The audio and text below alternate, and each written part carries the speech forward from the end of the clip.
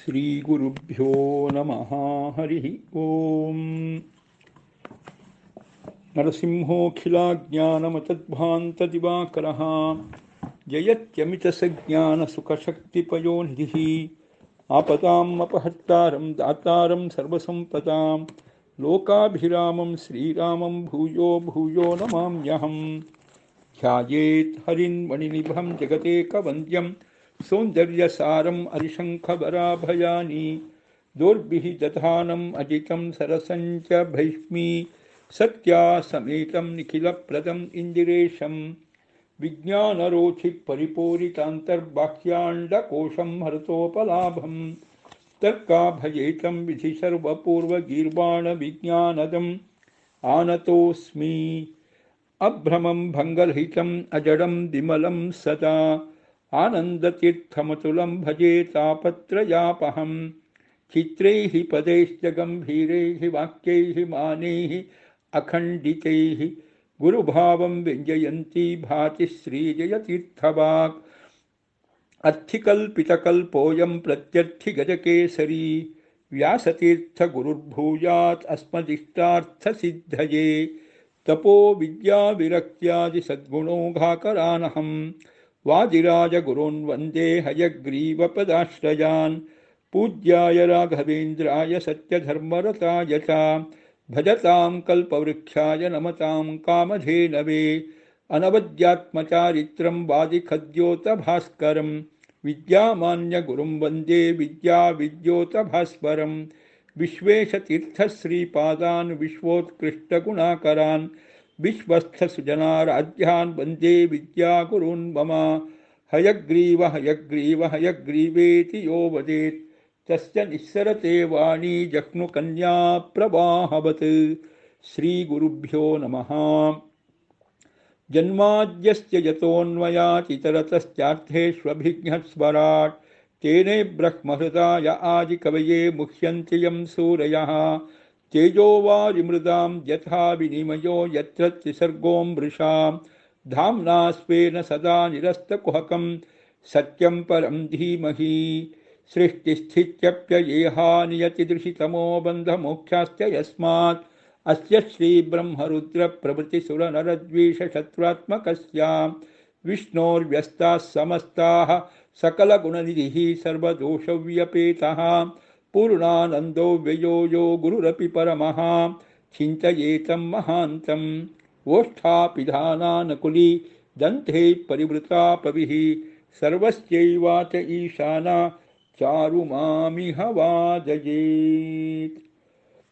ಶ್ರೀಮದ್ಭಾಗವತ ದಶಮಸ್ಕಂಧ 96ನೇ ಅಧ್ಯಾಯ ಶ್ರುತಿಗೀತೆ. 14 ಪದ್ಯಗಳ ಚಿಂತನೆಯನ್ನು ಸಮರ್ಪಿಸಿದ್ದೇವೆ. 15ನೆಯ ಪದ್ಯ ಆಲುಣಿಶ್ರುತಿ. ಆಲುಣಿಶ್ರುತಿಯನ್ನು ಮೂಲವನ್ನಾಗಿಸಿಕೊಂಡ 15ನೇ ಪದ್ಯ ಹೀಗಿದೆ. ಪರಿವಯಸೇ ಪಶೂನಿವಗಿರಾ ವಿಬುಧಾನ ಪಿತಾನ್ ತ್ವಯಿ ದೃಢ ಸುಹೃದಾನನು ಪುನಂತಿ ನ ತೇ ವಿಮುಖಾಃ. ತ್ವಯಿ ದೃಢ ಸೌಹೃದಾನನು ಪುನಂತಿ ನ ತೇ ವಿಮುಖಾಃ. ತ್ವಮೇಕಸ್ವರಾಟ್ ಅಖಿಲಕಾರಕಶಕ್ತಿಧರಃ ತವ ಬಲಿಮುದ್ವಹಂತಿ ಸಮದಂತಿ ಚ ಯೇ ನಿಮಿಷಾಃ. ಪರಿವಯಸೇ ಪಶೂನಿವ ಗಿರಾ ವಿಬುಧಾನ ಪಿತಾನ್ ತ್ವಯಿ ದೃಢ ಸೌಹೃದಾನನು ಪುನಂತಿ ನ ತೇ ವಿಮುಖಾಃ. ತ್ವಮೇಕಸ್ವರಾಟ್ ಅಖಿಲಕಾರಕಶಕ್ತಿಧರಃ ತವ ಬಲಿಮುದ್ವಹಂತಿ ಸಮದಂತಿ ಚ ಯೇ ನಿಮಿಷಾಃ. ಆಲುಣಿಶ್ರುತಿಯನ್ನು ಮೂಲವನ್ನಾಗಿಸಿಕೊಂಡಿರತಕ್ಕಂತಹ 15ನೆಯ ಪದ್ಯದ ಒಟ್ಟು ಭಾವವನ್ನು ಹೀಗೆ ಸಂಗ್ರಹಿಸಬಹುದು. ಎತ್ತುಗಳಿಗೆ ಮೂಗುದಾರವನ್ನು ಹಾಕಿ ಪಶುಪಾಲಕ ಕಟ್ಟುವಂತೆ ದೇವರೇ ನೀನು ಕೂಡ ದೇವತೆಗಳಿಗೂ ಬ್ರಹ್ಮರುದ್ರಾದಿ ನಾಮಗಳು ಹಾಗೂ ಬ್ರಾಹ್ಮಣ ಕ್ಷತ್ರಿಯಾದಿ ನಾಮಗಳು ಇವುಗಳಿಂದ ಮೂಗುದಾರ ಹಾಕಿ ವಿಧಿ ನಿಷೇಧ ಬಂಧನಗಳಿಗೆ ಒಳಪಡಿಸಿ ಕರ್ಮ ಬಂಧನದಲ್ಲಿ ಇಡ್ತಾ ಇದ್ದೀಯ. ನಿನ್ನಲ್ಲಿ ದೃಢವಾದ ಭಕ್ತಿ ಉಳ್ಳವರು ದೇವತೆಗಳೂ ಮೊದಲಾದ ಸಜ್ಜನರು, ಅವರೆಲ್ಲ ಲೋಕಪಾವನರು. ನಿನ್ನ ದ್ವೇಷಿಗಳು ಹಾಗಿರೋದಿಲ್ಲ. ನೀನು ಸ್ವತಂತ್ರನಾಗಿದ್ದು ಈ ನಿನ್ನ ದ್ವೇಷಿಗಳ, ನಿನ್ನ ಭಕ್ತರ ಎಲ್ಲರ ಕರ್ಮಶಕ್ತಿಧಾರಕ ನೀನೇ ಆಗಿರುವೆ. ನಿನ್ನ ಪ್ರೇರಣೆಯಿಂದ ಎಲ್ಲ ದೇವತೆಗಳು ನಿನ್ನ ಆರಾಧನೆ ಮಾಡಿ ಸುಖಿಗಳಾಗಿ ಇರ್ತಾರೆ. ಅದಕ್ಕೋಸ್ಕರವಾಗಿ ದೇವರೇ ನೀನು ಸೃಷ್ಟಿ ಮಾಡು. ಈಗ ಸ್ವಲ್ಪ ವಿಸ್ತಾರವಾಗಿ ನೋಡ್ತಾ ಬರೋಣ. ಮೊದಲನೆಯ ವಾಕ್ಯವನ್ನು ಹೀಗೆ ನಾವು ಗ್ರಹಿಸಬಹುದು. ತಾನ್ ವಿಬುಧಾನಪಿ ಪಶೂನಿವ ಗಿರಾ ಪರಿವಯಸೆ. ಸುಪ್ರಸಿದ್ಧರಾದ ಬ್ರಹ್ಮಾದಿ ದೇವತೆಗಳನ್ನೂ ಕೂಡ ಪಶುಗಳಂತೆ ವೇದದ ವಚನದಿಂದ ನೀನು ಬಂಧಿಸುವೆ. ದೇವರು ಬಂಧಕ ಅಂದರೆ ಕಟ್ಟಿಹಾಕುವವನು ಅಂತ ವಿಚಾರ. ಕಟ್ಟಿಹಾಕುವವನು. ಕಟ್ಟಿಹಾಕುವನು ಯಾರು? ದೇವರು. ಕಟ್ಟಿಹಾಕುವನು ಯಾರು? ದೇವರು. ಯಾರ್ಯಾರನ್ನು ಕಟ್ಟಿ ಹಾಕ್ತಾನೆ ಅಂತ ವಿಚಾರ. ಸಾಮಾನ್ಯರಾದ ನಮ್ಮಂಥ ಜನರನ್ನು ಹೌದು ಕಟ್ಟಿ ಹಾಕ್ತಾನೆ. ನಾವು ತುಂಬ ಸಾಮಾನ್ಯರು ಬಿಡಿ, ನಮ್ಮಂಥವ್ರನ್ನ ಕಟ್ಟಿ ಹಾಕ್ತಾನೆ. ದೊಡ್ಡ ದೊಡ್ಡವ್ರನ್ನ ಬಿಟ್ಬಿಡ್ತಾನಪ್ಪ, ದೇವರಿಗೆ ತಾಕತ್ತಿಲ್ಲ. ಹಾಗೇನಾದರೂ ಇದೆಯಾ? ಇಲ್ಲ. ದೊಡ್ಡವರು, ತಾನ್ ಪ್ರಸಿದ್ಧರಾದವರು, ವಿಬುಧಾನಪಿ ವಿಶೇಷವಾದ ಜ್ಞಾನವನ್ನು ಹೊಂದಿರತಕ್ಕಂತಹ ಬ್ರಹ್ಮಾದಿ ದೇವತೆಗಳು, ವಿಶೇಷವಾದ ಶಕ್ತಿ ಸಾಮರ್ಥ್ಯವನ್ನು ಹೊಂದಿರುವ ಬ್ರಹ್ಮಾದಿ ದೇವತೆಗಳು, ಅವರನ್ನೂ ಕೂಡ ನೀನು ಕಟ್ಟಿ ಹಾಕಿದ್ದೀಯಾ. ದೇವರೇ, ಬಹಳ ವಿಶೇಷವಾದ ಶಕ್ತಿ ಸಾಮರ್ಥ್ಯ ಸಂಪನ್ನರಾದ ಬ್ರಹ್ಮಾದಿ ದೇವತೆಗಳನ್ನು ನೀನು ಕಟ್ಟಿ ಹಾಕಿದ್ಯಾ. ಉದಾಹರಣೆ ಕೊಡ್ತಾನೆ. ಹೇಗೆ? ಪಶೂನಿವ, ಪಶುಪಾಲಕ, ಪಶುಗಳನ್ನು ಕಾಪಾಡುವ ವ್ಯಕ್ತಿ, ಗೋಪಾಲಕ ಅಂತ ಇದ್ದ ಹಾಗೆ ಪಶುಪಾಲಕ. ಅವನು ಪಶುಗಳನ್ನು ಕಟ್ಟಿ ಹಾಕ್ತಾನೆ. ಹಾಗೇ ನೀನು ಕೂಡ ಪರಿವಯಸೇ ಕಟ್ಟಿ ಹಾಕಿದ್ದೀಯ. ಹೇಗೆ? ಗಿರಾ, ವೇದದ ಮಾತುಗಳಿಂದ ನೀನು ಅವರನ್ನು ಕಟ್ಟಿ ಹಾಕಿದ್ದೀಯ. ವೇದದ ಮಾತುಗಳಿಂದ ನೀನು ಅವರನ್ನು ಕಟ್ಟಿ ಹಾಕಿದ್ದೀಯ. ಅಂದರೆ ದೇವರೇ, ಬ್ರಹ್ಮರುದ್ರಾದಿ ದೇವತೆಗಳು ಸಾಮಾನ್ಯ ಜನರ ಪಾಲಿಗೆ ಹೋಲಿಸಿದರೆ ತುಂಬ ದೊಡ್ಡವರು. ಜೀವೋತ್ತಮರೂ ಬ್ರಹ್ಮವಾಯುಗಳು, ಅವರ ಪುತ್ರರು ರುದ್ರದೇವರು, ಗರುಡಶೇಷ, ರುದ್ರರು, ಮೂರು ಜನರು ಕೂಡ. ಅವರ ಮೊಮ್ಮಕ್ಕಳಾಗಿ ಬಂದವರು ಇಂದ್ರಾದಿ ದೇವತೆಗಳು. ಎಲ್ಲ ದೊಡ್ಡ ದೊಡ್ಡವರು. ನಮ್ಮ ಪಾಲಿಗೆ ಹೋಲಿಸಿದಾಗ ಎಲ್ಲ ದೊಡ್ಡ ದೊಡ್ಡವರು. 3ನೇ ಕಕ್ಷೆಯಲ್ಲಿ, 4ನೇ ಕಕ್ಷೆಯಲ್ಲಿ, 5ನೇ ಕಕ್ಷೆಯಲ್ಲಿ ಎಲ್ಲ ಬರ್ತಕ್ಕಂಥವ್ರು ಎಲ್ಲ ದೊಡ್ಡ ದೊಡ್ಡವರು. ಆದರೂ ಅಸ್ವತಂತ್ರರು, ನಿನ್ನ ಅಧೀನದಲ್ಲೇ ಇರುವವರು, ನಿನ್ನ ಅಧೀನದಲ್ಲೇ ಇರುವವರು. ಆದರೂ ವಿಶೇಷ, ನಿನ್ನ ಪ್ರೀತಿಗೆ ವಿಶೇಷವಾಗಿ ಪಾತ್ರರು. ಅಸ್ವತಂತ್ರರು ನಿನ್ನ ಅಧೀನದಲ್ಲಿದ್ದಾರೆ, ಆದರೆ ನಿನ್ನ ವಿಶೇಷವಾದ ಪ್ರೀತಿ, ಅಭಿಮಾನ, ಅದೇ ರೀತಿಯಾಗಿ ಅವರಲ್ಲಿ ಒಂದು ವಿಶೇಷವಾದ ಕರುಣೆ, ಇದೆಲ್ಲ ಅವರಲ್ಲಿ ನೀನು ತೋರಿಸ್ತೀಯ. ಅವರನ್ನು ನೀನು ಕಟ್ಟಿ ಹಾಕ್ತೀಯ. ಹೇಗೆ ಕಟ್ಟಿ ಹಾಕ್ತೀಯ? ವೇದದ ಮಾತುಗಳ ಮೂಲಕವಾಗಿಯೇ ಕಟ್ಟಿ ಹಾಕ್ತೀಯ. ವೇದದ ಮಾತುಗಳ ಮೂಲಕವಾಗಿಯೇ ಕಟ್ಟಿ ಹಾಕ್ತೀಯ. ವೇದದ ಮಾತುಗಳು ಅಂದರೆ ಏನು? ಒಂದು ರೀತಿ ವೇದದ ಮಾತುಗಳು ಅಂದರೆ ವಿಧಿ ನಿಷೇಧಗಳು. ಹೀಗಿರಬೇಕು, ಹೀಗಿರಬಾರದು ಅಂತ ವಿಧಿ ನಿಷೇಧಗಳು. ಇರಬೇಕು ಅದು ವಿಧಿ, ಇರಬಾರದು ನಿಷೇಧ. ಹೇಗಿರಬೇಕು? ಸತ್ಯವನ್ನು ಹೇಳಿಕೊಂಡೇ ಇರಬೇಕು. ಹೇಗಿರಬಾರದು? ಸುಳ್ಳನ್ನು ಹೇಳಿ ಇರಬಾರದು. ಹೇಗಿರಬೇಕು? ಭಕ್ತರಾಗಿ ಇರಬೇಕು. ಹೇಗಿರಬಾರದು? ಭಗವದ್ವೇಷಿಗಳಾಗಿ ಇರಬಾರದು. ಇದೆಲ್ಲ ವಿಧಿ ನಿಷೇಧದ ಮಾತುಗಳು. ಆ ವಿಧಿ ನಿಷೇಧದ ಮಾತುಗಳ ಮೂಲಕ ನೀನು ಅವರನ್ನು ಕಟ್ಟಿ ಹಾಕಿದ್ದೀಯ. ಹೇಗೆ?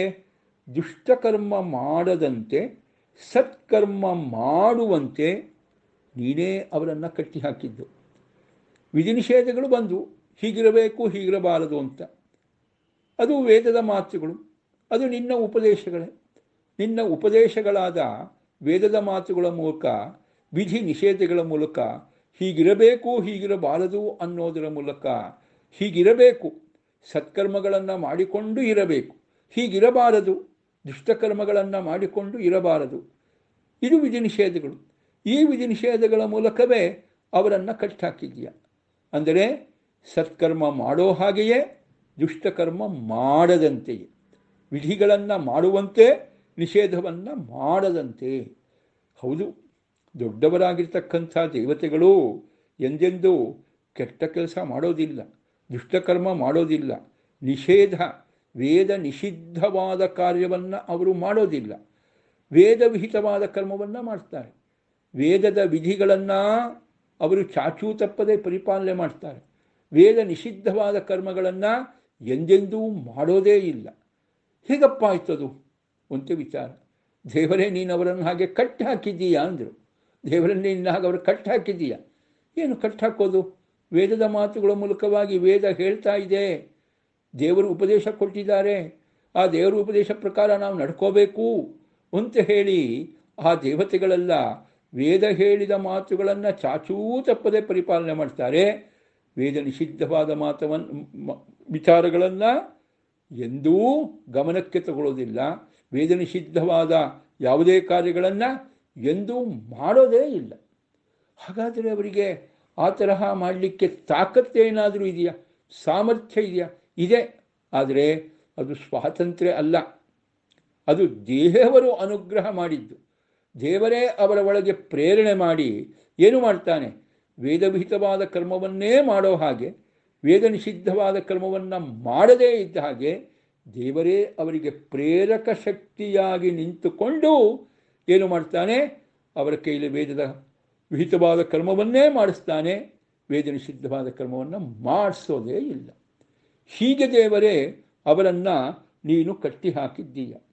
ಆ ಮೂಲಕವಾಗಿ ವೇದವಿಹಿತವಾದ ಕರ್ಮವನ್ನು ಎಂದೆಂದೂ ಮಾಡಿಸೋದರ ಮೂಲಕ, ವೇದವಿಹಿತವಾದ ಭಕ್ತಿಭಾವವನ್ನು ನಿನ್ನಲ್ಲಿ ಮಾಡೋದರ ಮೂಲಕ ಅವರಿಗೆ ಇಷ್ಟಪ್ರಾಪ್ತಿ ರೂಪವಾದ ಮೋಕ್ಷ ಆಗೋ ಹಾಗೆ, ಅದೇ ರೀತಿಯಾಗಿ ನಿಷಿದ್ಧವಾದ ಕರ್ಮವನ್ನು ಅವರ ಕೈಯಿಂದ ಮಾಡಿಸೋದರ ಮೂಲಕ, ನಿಷಿದ್ಧವಾದ ಕರ್ಮದಲ್ಲಿ ಅವರಿಗೆ ಪ್ರೇರಣೆ ಕೊಡದೆ ನಿಷಿದ್ಧವಾದ ಕರ್ಮವನ್ನು ಅವರ ಮಾಡದಂತೆ ಮಾಡೋದರ ಮೂಲಕ ಅನಿಷ್ಟ ನಿವೃತ್ತಿ ರೂಪವಾದ ಮೋಕ್ಷವನ್ನು ಕೊಡ್ತಾ ಇದ್ದಿ.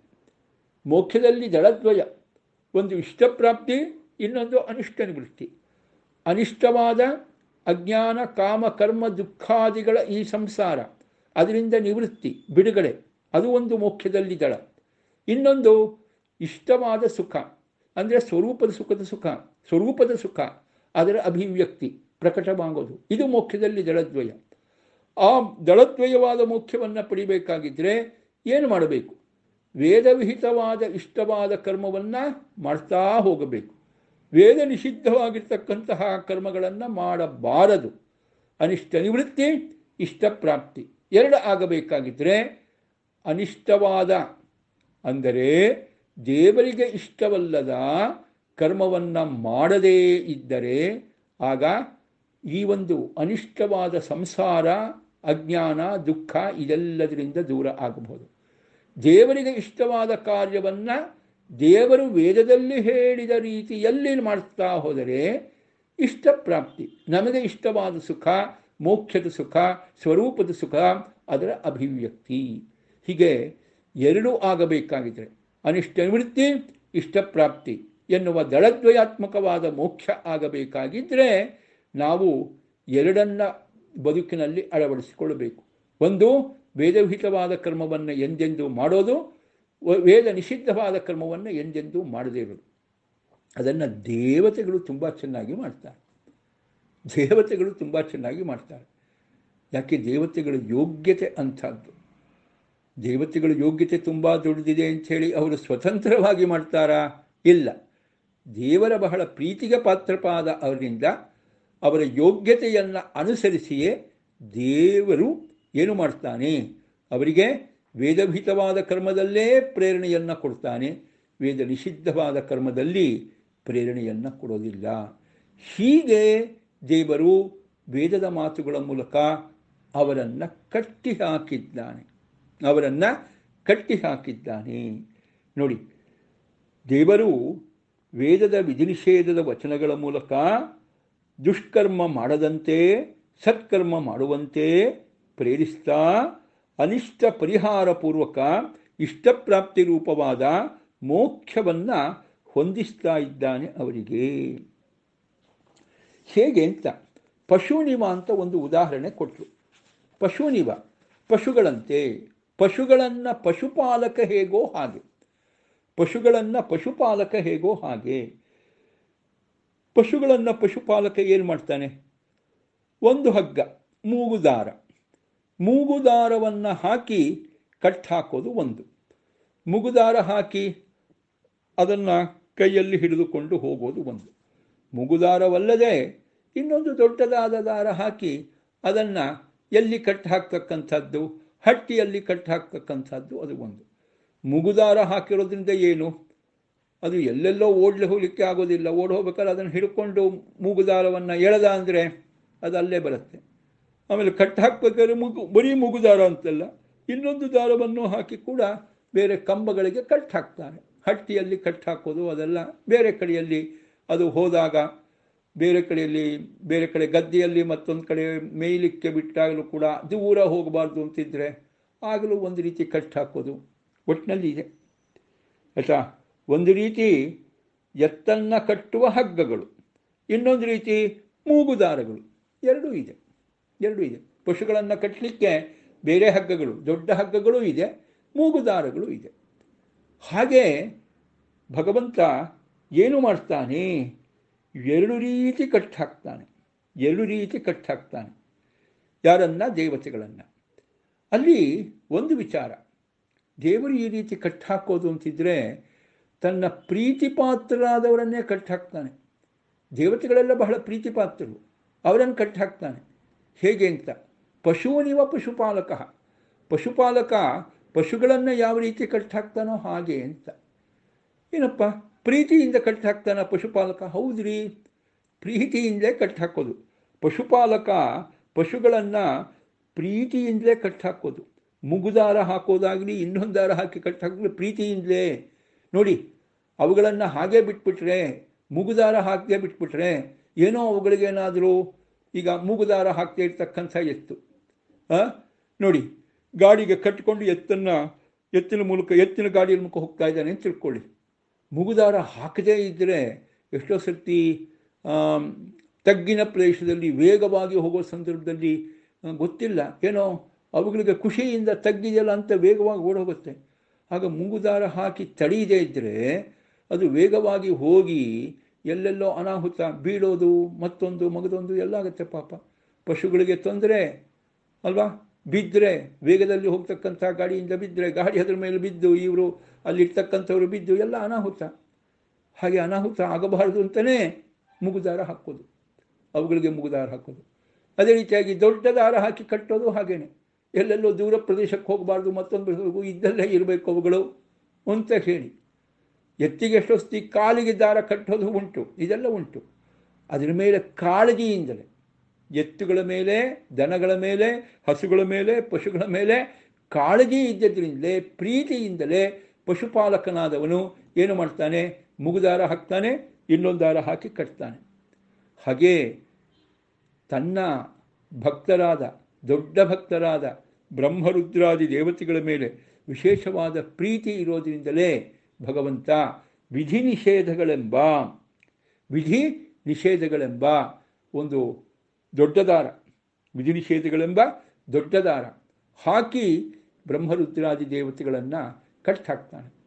ಇನ್ನೊಂದು ನಾಮನೂ ಇದೆ, ನಾಮ ಇದೆ. ಏನು ನಾಮ? ಚತುರ್ಮುಖ ಅಂತ ನಾಮ, ರುದ್ರ ಅಂತ ನಾಮ, ಇಂದ್ರ ಅಂತ ನಾಮ. ಒಬ್ಬೊಬ್ಬ ದೇವತೆಗೆ ಒಂದೊಂದು ನಾಮ ಇದೆ. ಆ ನಾಮ ಏನಿದೆ ಅದು ಮೂಗುದಾರ. ನಾಮ ಏನಿದೆ ಮೂಗುದಾರ. ಮೂಗುದಾರ ಹಾಕಿನೂ ಕೂಡ ಕಟ್ಟಿದ್ದಾನೆ. ಆ ನಾಮಗಳು ಕೂಡ ಸ್ವಾರಸ್ಯ ಅಂದರೆ ವೇದದಲ್ಲಿ ಬರುವ ನಾಮಗಳೇ. ವೇದದಲ್ಲಿ ಬರುವ ನಾಮಗಳಿಂದಲೇ ಅವರನ್ನು ಕಟ್ಟಾಕ್ತಾನೆ. ವೇದದಲ್ಲಿ ನಾಮ ಮಾತ್ರ ಇಲ್ಲರಿ ಸ್ವಾರಸ್ಯ. ಒಂದೊಂದು ನಾಮದ ವಿಚಾರ ಬಂದಾಗಲೂ ಆ ನಾಮವನ್ನು ಹೇಳಿ ಅವರ ಸ್ವರೂಪ ಸಂಕೀರ್ತನೆಯೂ ಇರುತ್ತೆ. ಅಂದರೆ ಬ್ರಹ್ಮ ಅಂದರೆ ಚತುರ್ಮುಖ, 4 ಮುಖವುಳ್ಳವನು. ರುದ್ರ ಅಂದರೆ ಪಂಚಮುಖ. ಹೀಗೆಲ್ಲ ಚಿಂತನೆ ಬರುತ್ತೆ. ರುದ್ರನಿಗೆ ಸಂಬಂಧಪಟ್ಟಂತೆ ಅವನ ಆಕೃತಿ ಆಕಾರ ಹೀಗೀಗಿರುತ್ತೆ, ಅದು ಗೊತ್ತಾಗತ್ತೆ ಅವನ ಜೊತೆಗೆ. ಚತುರ್ಮುಖ ಅಂದರೆ 4 ಮುಖಗಳು, 4 ಮುಖಗಳಿಂದ 4 ವೇದಗಳನ್ನು ಓದ್ತಾ ಇರ್ತಾನೆ, ಅದು ಗೊತ್ತಾಗತ್ತೆ. ಅದ್ರ ಜೊತೆಗೆ ವೇದದಲ್ಲಿ ನಾಮದ ಜೊತೆಗೆ ಅವನ ಕರ್ತವ್ಯ ಕರ್ಮಗಳನ್ನು ಹೇಳ್ತಾ ಬಂದ್ಬಿಡ್ತಾರೆ.